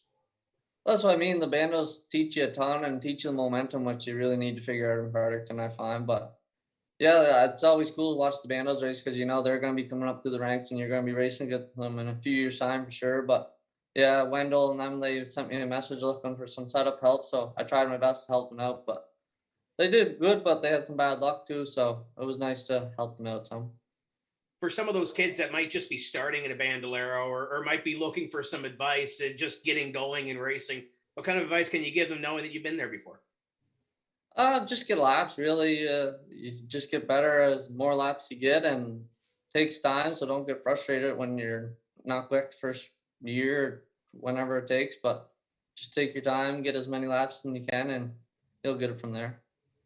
Now, I think your last start in the Bandolero, was it in one of the Langell cars, if I remember correctly? Yeah, it was there a few speed weekends ago. Didn't go too well, but it was fun to get back in one. It's one of those last minute decisions, wasn't it? Yeah, no, bandos are tough. You jump in a pro stock and jump back one of them. That's not easy to do. They're tough car to drive, and it was tough to get back in one. You've had a lot of memorable races. Let's talk about those 250 victories, I guess, to start off, because that is the Mecca, and you've won it the last 2 years. How huge has that been for your racing career to win those big races? Oh, it's pretty cool. There's a ton of big names that won that race, and it's been going on for a while. And just our first one, that helped us a ton. I found racing against Cassius there for the win, and that helped a lot. That gave us a bit of confidence, and going to the next year, we had even more confidence and just had a string of good races going and just managed to get another one. And it might have been 3 in a row going for 4, but you got caught up in that turn for Johnny Clark, correct, didn't you? Yeah, no, we had a good car that night. That was my first one with Brad and them in the 250, and we started like 12th or something, I think. And we made it up to 3rd, and we're just riding around. Then all of a sudden, we were in the beach in turn 2, and I didn't know what happened. But then after the fact, I found out what happened. What's it going to take to win number 3? Obviously, we're sitting here in May. It's September that's coming up a long distance away. But, given borders are open and all this vaccination stuff goes through, what's it going to take to win number 3? I don't know. Them things ain't easy to win. You definitely need to have a good car, so you need to prepare it. You need to spend a lot of time in the shop getting it ready for the weekend. And I don't know. It's tough to win. There's a ton of good cars to show up there. And very well, you need to save a lot of stuff, I find, for the end and get a good pitch strategy figured out and try to be up front there in the last few laps and have a shot at it. Dylan kind of mentioned a little bit earlier about the battle between, some of the older guys and some of the younger guys like Ryan Messer coming up. We are showing the highlights of the International last year with you and Jonathan Hicken. What do you remember about that battle back and forth between you and the 5-car? Well, I remember I think it was me, Jonathan, Corey, and Cole. We were running just single file in the top group for the longest time. And it was like 50 go. I was like, yeah, I got to try to do something here. So we picked off Cole and got behind Corey and got by him in lap traffic. And I think there was like 20 to go. Then all of a sudden the car, I saved enough and got up to Jonathan. And it was just so hard to get a run on the bottom side there that night. So I got one run, had to take it, but I got past him. Then I just bombed turn 1 and slid up the track, and he got back to me in the next turn and bumped me out of the road, and I couldn't get back to him in time. Now, obviously, you're early in your pro stock career. That might be the rivalry, at least of 2020, between you in the 5, because Jonathan won a ton of races, you won a ton of races. Is there any other rivalry that you can think of that in your racing career that might be that back and forth sort of rivalry, trying to see who's going to win as many as the other? Back in the bandos there in our last season, me and Braden Langell, we battled every weekend. It was like either he was winning or I was winning, and we were both battling for the points championship. And that was a fun season. But last year, me and John, that was a ton of fun racing against him. You learn a lot racing a veteran and trying to figure out the track, but it was fun. So now that Jonathan is, and we don't use the word retired because a race car driver never retires, but he's kind of hung the helmet up and moved on to helping out Ethan and doing some stuff at King Racing. So who's the next driver you really have to watch? Maybe put a circle around saying, you know, he might get hot and win a couple of races, and I might have to fend him off. I don't know. There's a ton of good drivers. I kind of hope John comes back and runs a few races because I feel like we need to beat him a few more times. So we didn't get to beat him enough. But I know Corey Hall, Cole Butcher, Ryan Messer.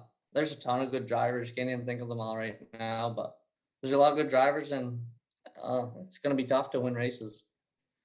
Denver, before I come back to you, I'm going to go to Dylan because I see something pop up with a driver that has, Ashton, one of your old Bandoleros. Dylan, what do you got over there? Are you talking about another Dylan? I'm talking about another Dylan. You're right. Okay, well, Dylan McMillan's wondering. He says, "Hey, Ashton, what was your favorite win in the old Silver 32 Bando that they have now?"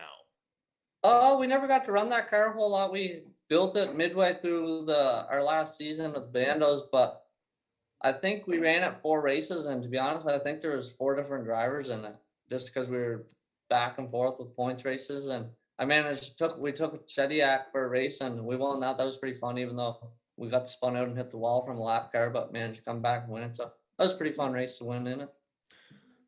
Brent Roberts wrote, "Who were some of the drivers that you looked up to when you were coming through the Bando ranks?"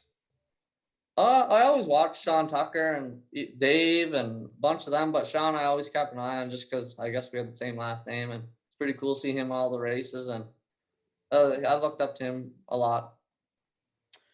Taylor Albert wrote, "Hey, Ashton, being the only pro stock driver from the Miramichi area, how does it feel to have most of the Miramichi area always rooting and cheering you on?" That's pretty cool. There's Miramichi that's building up the crowd. I find like slowly more people are getting into it. And last year there was a ton of people coming to every race, and it was pretty cool to see that many Miramichi fans coming to the races and cheering us on. Yeah, I'd even argue it might even be more than just Miramichi, because I remember, Ashton, at the Mike Stevens race when myself and Jesse, the announcer, we were killing time and we were saying, "Okay, well, who are you here to see?" And we would kind of do a call and response. And I think you had the biggest reaction when we said, "Who's here to see Ashton Tucker?" So that must have been a pretty special feeling, eh? Yeah, no, it's nice to have people cheering you for sure. Better than booze, I guess. But I don't know. I'm glad people like going for us, and hopefully we can get a few more fans. He's so humble, Tim. He is. And you kind of mentioned the whole city behind you, and you kind of touched on the crew a little bit earlier. You got some really big names from Miramichi, and not to bring up big names, but Terry Russell is on your crew. How cool is it to have some of those Miramichi guys on your crew and have the whole city kind of behind you? Well, it's great. We have a great crew, and we all get along well. And it's just a good time going to the racetrack with them every week. And we just have fun and really just try to, no pressure. But Brad, he gets worked up every once in a while, but that's part of racing. He just wants to do good, and I don't blame him. So it's a pretty fun time going racing with all them. Now, Terry has about 16 championships, I think. I think it grows every time we talk about it. But is there anything that he's been able to instill on you and give you any sort of advice? Oh, yeah, he's always trying to give advice and help us out, just trying to find speed in the car. But, yeah, he's good to listen to for sure, trying to figure out info. Mentioned Miramichi, the home racetrack. This was supposed to be the Bandolero Blast-Off weekend, but obviously with borders being closed and everything else, we can't do it. I know you weren't in Miramichi last year because there was a race at 660, but how cool was it to see those Bandolero cars back at Miramichi and getting those youngsters a little used to some Miramichi hospitality? Yeah, no, it's pretty cool to see the Bandos back. I only got to run there once in the Bando car, but wish we could have done it more. But it's nice to see them come back and maybe get some local kids into it. It'd be pretty cool. We kind of mentioned it a little bit earlier about the Tegan Dempseys and the Rory Coates and some of those youngsters coming up. Have you been able to see much of the Bandolero ranks? Are you seeing any names that might be moving up the ranks that we might have to keep our eyes on?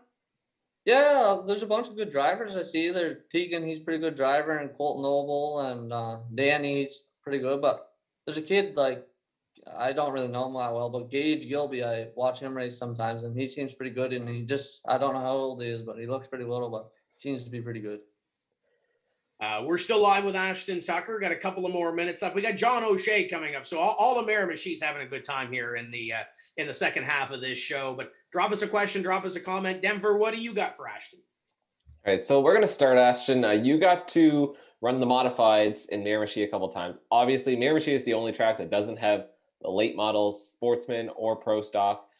So for you to get the chance to run at home in the modifieds and not only run. I think you won every time you sat behind the wheel of a modified Miramichi. But what did that mean to be able to do that in front of the hometown crowd, especially where you're essentially small town famous?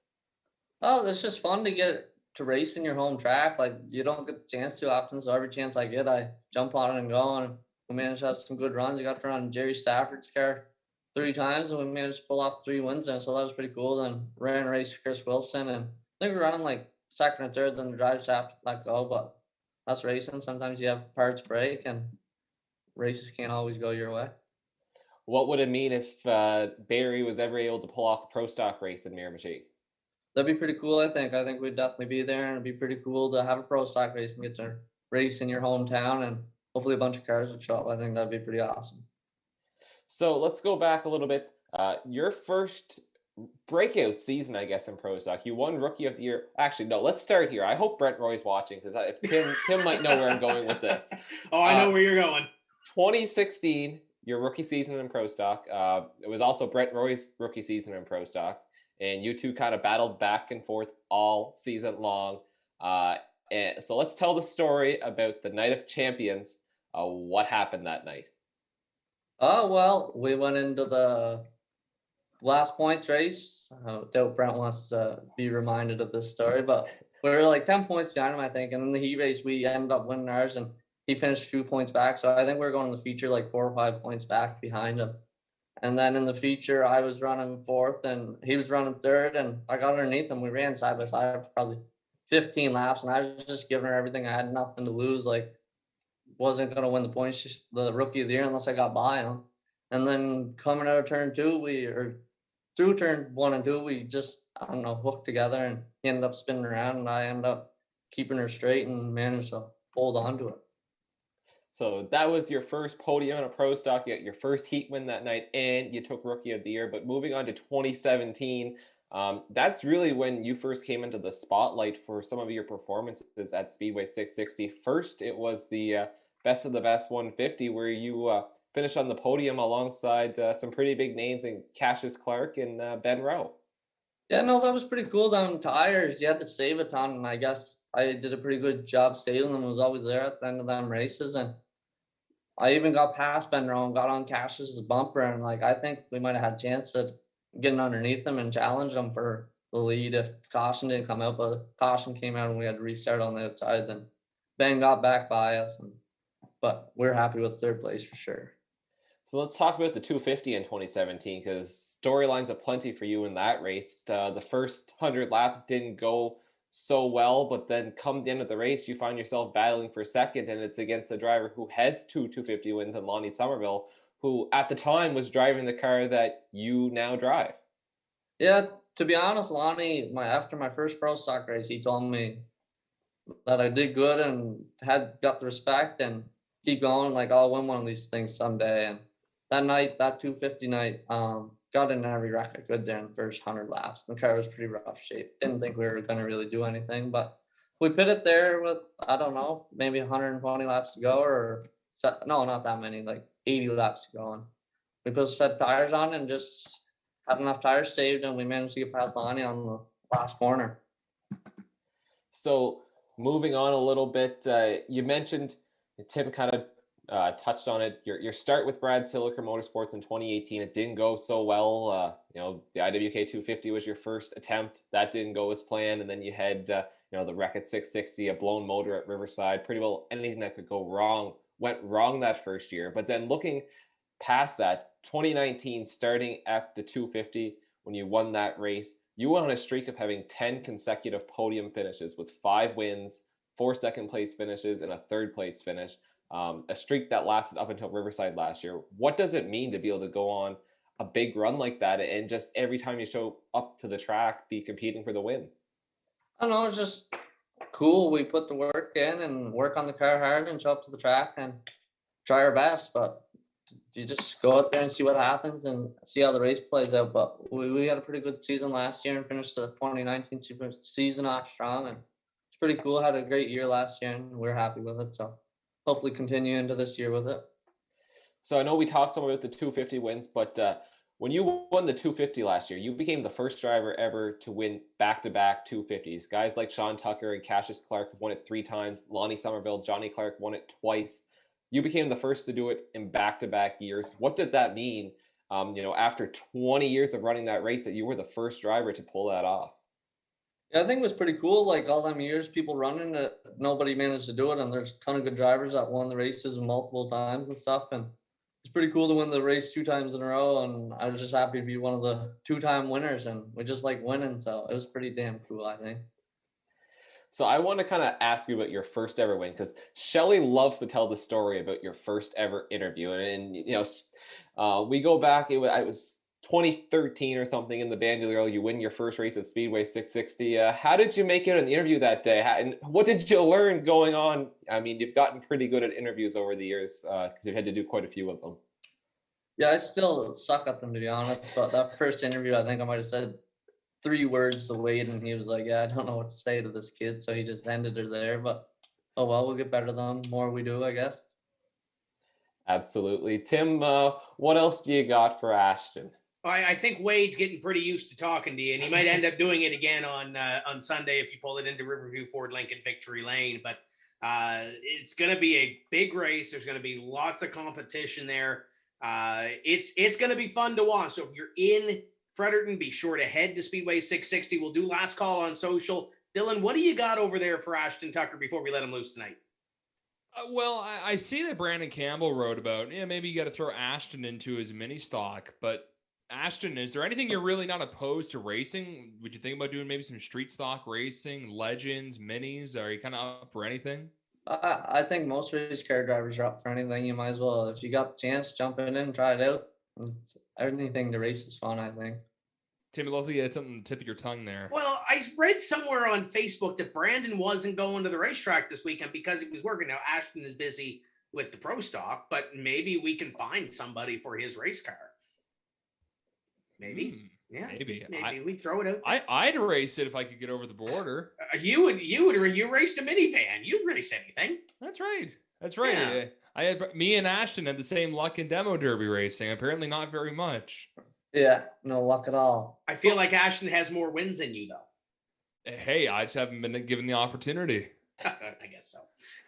But Ashton, I guess from one demo driver to another, what do you think about those demo races? I mean, entering like a dash for cash when there's 40 other guys and girls on the track with you that are all trying to kill each other. What do you think about that? I think it's a blast, to be honest. The dash for cash is probably the funnest race, and I try to do that every year when me and a few buddies going on the car. But my first dash for cash actually was pretty good till like 2 laps ago. Then I got drove into the wall and held it wide open trying to hit the lab, but missed them. And I think we finished second or something. It was pretty fun. Now, in that race, do you go out for blood or do you go out to try and avoid people to try and win the big money? I try to avoid people, but I also don't mind hitting a few people because it's pretty fun to hit them. But it's more avoidance shit because cars are everywhere. Half the time you can't even get around the track. Any little injuries from that? Maybe sore back, or you're young and small and you're all good? Yeah, no, I did the figure 8 there the other year, and I got T-boned by this minivan. You felt a bit sore there a few days after, but nothing too serious. You get over that pretty quick. Would you be up for doing some of those other races? Like how about the trailer race? Yeah, that looks pretty cool. Wouldn't be bad to find a trailer and a vehicle to tow, but might be hard enough to find a car. Barry will work on that. Do you think Brad would let you loan the race car hauler for the day? Jesus, no, I don't think he'd let us run that. You don't have to tell him you're taking it for a trailer race. You just have to tell him you're taking it for a drive, right? Yeah, I don't think I'd have anything to haul it with. I'm sure we can find you something to get it to the racetrack with. I'm sure Barry can find you something over there. Yeah, I'm sure he would.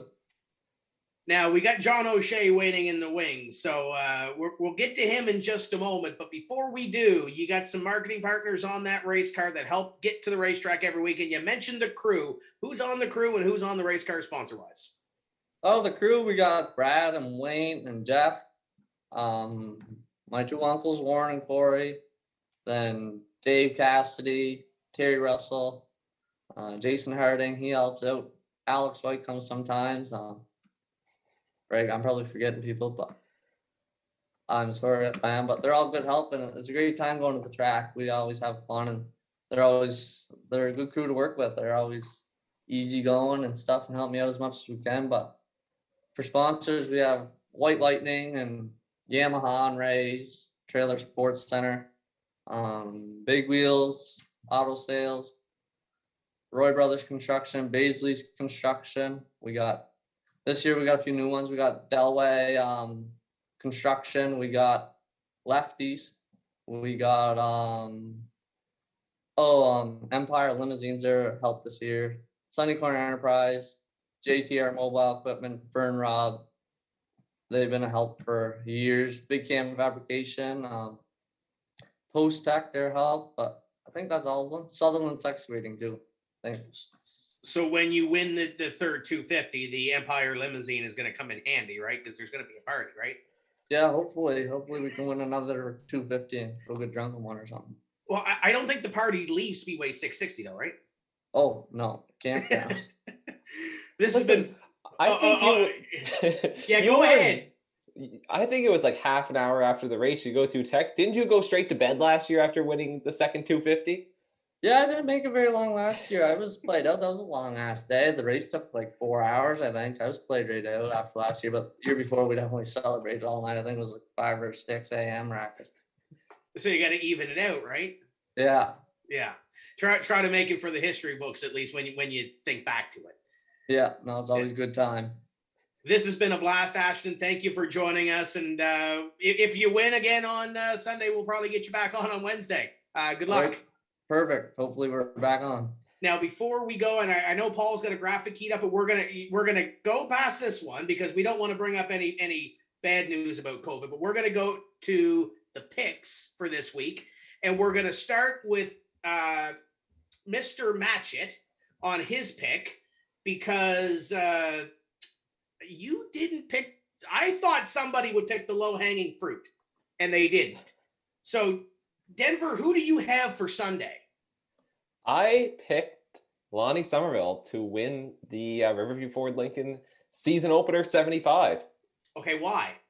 Why? Well, Lonnie is, I think Lonnie's due for a win, Tim. You look at how well he ran at 660 last year. He's got that new car, was Rowdy Manufacturing. They changed their name to Hamke over the off season, but Lonnie's due for a win. That car is fast. It's only a matter of time. It's not a matter of if, it's a matter of when, and that could be on Sunday at Speedway 660.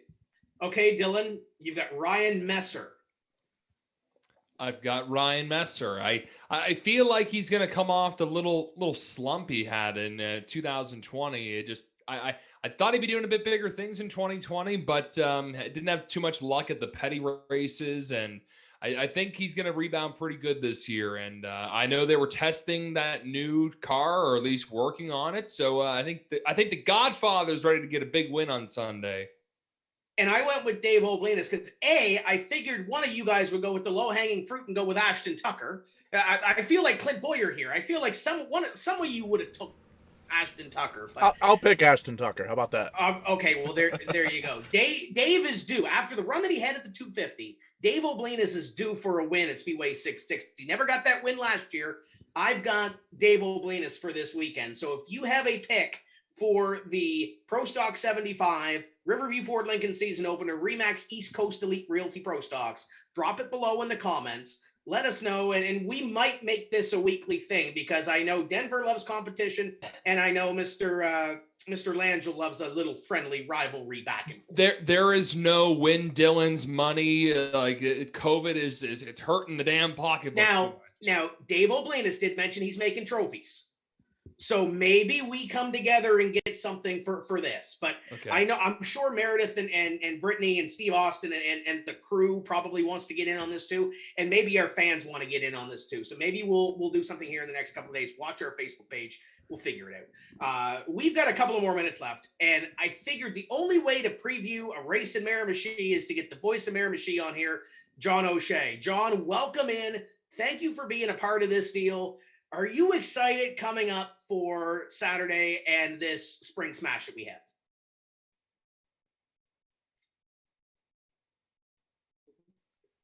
That looks good, but your microphone's muted.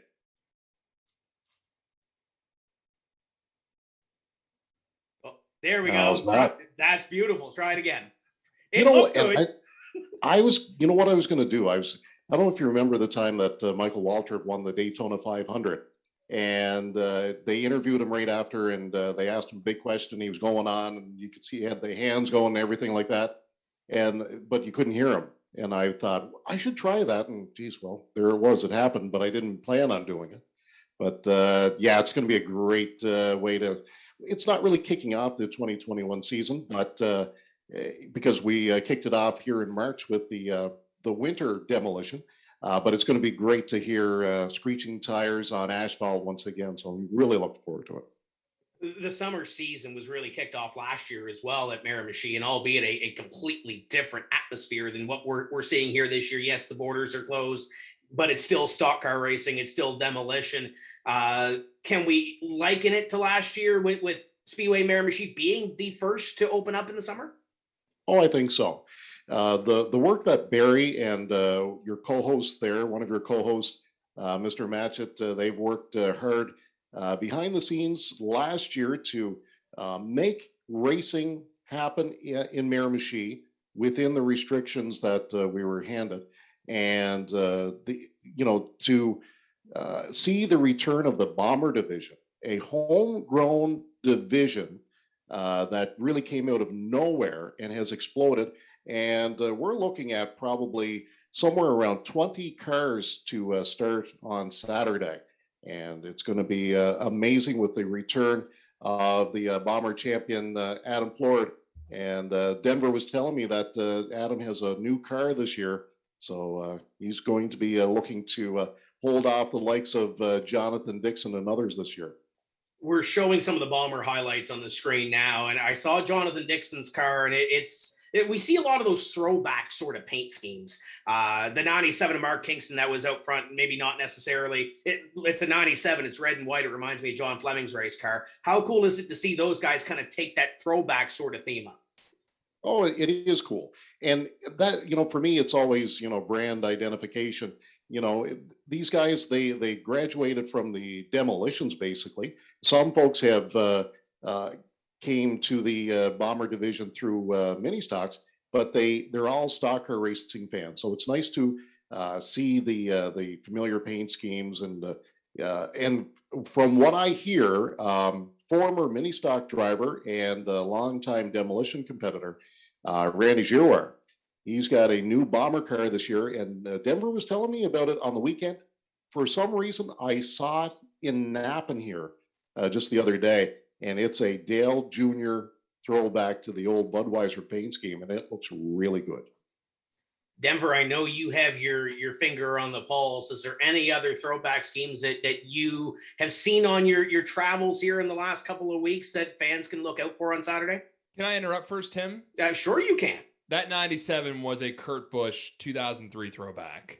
How did you not pick that out? I'm a local guy. I grew up watching John Fleming in the big red Dodge. Let's go with that. Okay. Good catch on that one, Dylan. The old Sharpie paint scheme, I would say, right? Yeah, the one he finished second with at Darlington with Ricky Craven winning that race. Absolutely. Obviously, Dylan had all those Sharpies out after he finished. Where did you finish in the Dash for Cash when you had your start? I think 31st. Well, that's still good. It's better than 32nd. Or 45th. 28 cars started. Okay, John, settle us a battle here. What's a bigger accomplishment, 32nd or 31st in the Dash for Cash, or first in a 3-car staff race? Oh, there you go. Let's not put the gasoline on the fire here. Okay, Denver, but back on track here. What can fans expect for paint schemes? Because I know you've seen a couple of really good ones. I have, Tim, some phenomenal work. There's one I'm not going to totally spoil. Riley Harris in car number 1 has a special paint scheme this year, but I'm not going to spoil it. You're gonna have to be at the track to see it. But besides that, Tyson Donovan has the Sterling Marlin Silver Bullet throwback. That car looks phenomenal. He's driving number 63, different number, but that's all right. We got Casey Munn will not be at the race this weekend, unfortunately. He was the number 8 car last year, had a couple podiums.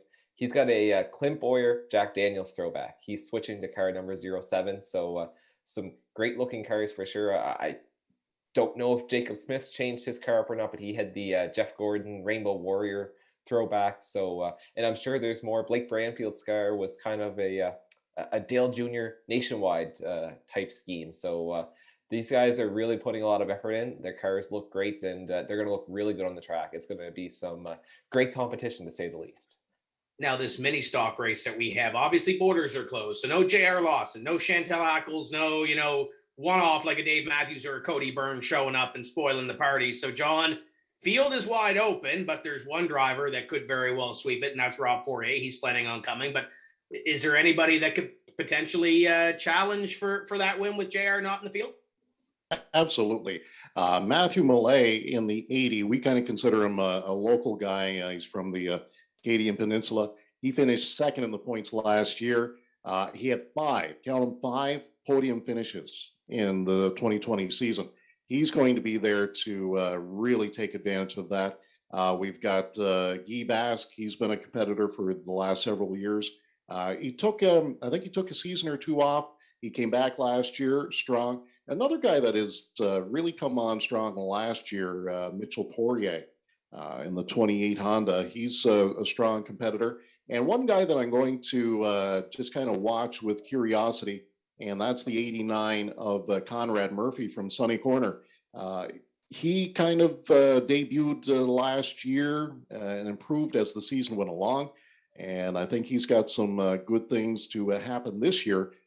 And also, he is in the background, he's working on a modified car that he purchased from, Denver, help me out, Tyson Donovan. Purchased that car. So he's taking the season to work on that and maybe run in 2022. But Conrad Murphy, will look for him on the track as well. I know there's some street stock guys that are thrashing to get their cars together for Saturday, but let's talk about Briar Ellis, because that's the kid that kind of surprised everybody last year, ended up winning a championship. What do you think of that young kid from Janeville? Briar is incredible. His father, second generation driver, Briar is, and he's got some great help. He's got the former street stock competitor, Kirk Jardine, helping him with his car as well. So there's lots of talent to get the equipment on the track. And Briar just keeps improving, and he surely proved that last year with a championship run. And we'll look for him on the track this year as well. I know demolition is a little different than stock car racing, and and for everybody that's asking, yes, there is a burnout competition on Saturday. What are you most looking forward to with this demolition field? Because even though it's different, John, it continues to grow. And last year, what was it, 71 cars at one of those things? Oh, it was nuts. I'm telling you, like 3Y coming off of turn 4 just to get them to fit on the track to the flag stand. And it's incredible the interest that the demolition has grown over the last few years, but especially last year. And some of the changes this year, there's some few rule changes, which is actually going to help the scorers in the tower. We'll be able to figure out what the car numbers are this year, which is great. And so looking forward to some competition there.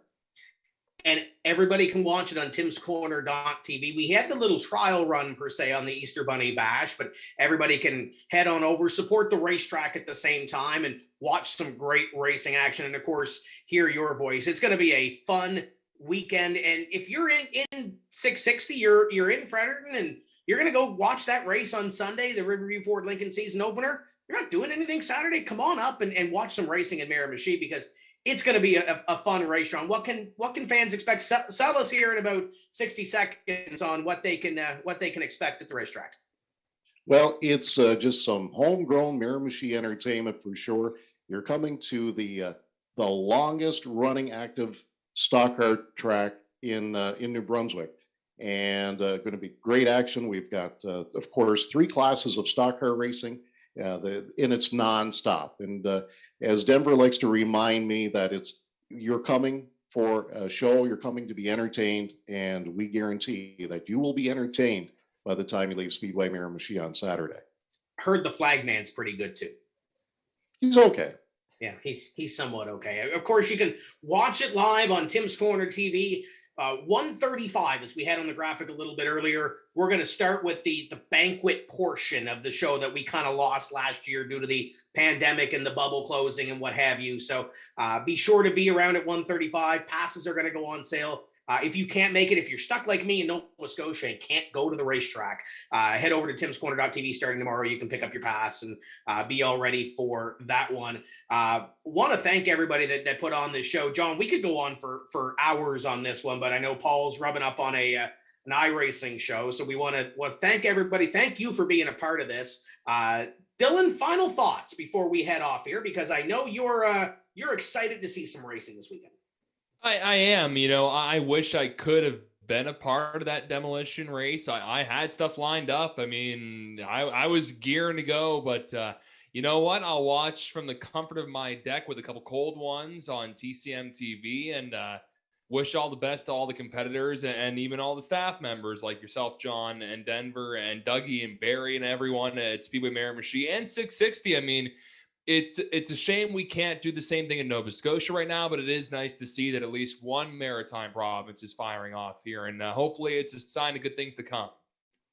Denver, final thoughts. Of course, we want to thank our partners for being a part of our Tim's Corner TV, not only coverage on the Wednesday night show, but also on the Saturday deal. Denver, final thoughts before we let this go.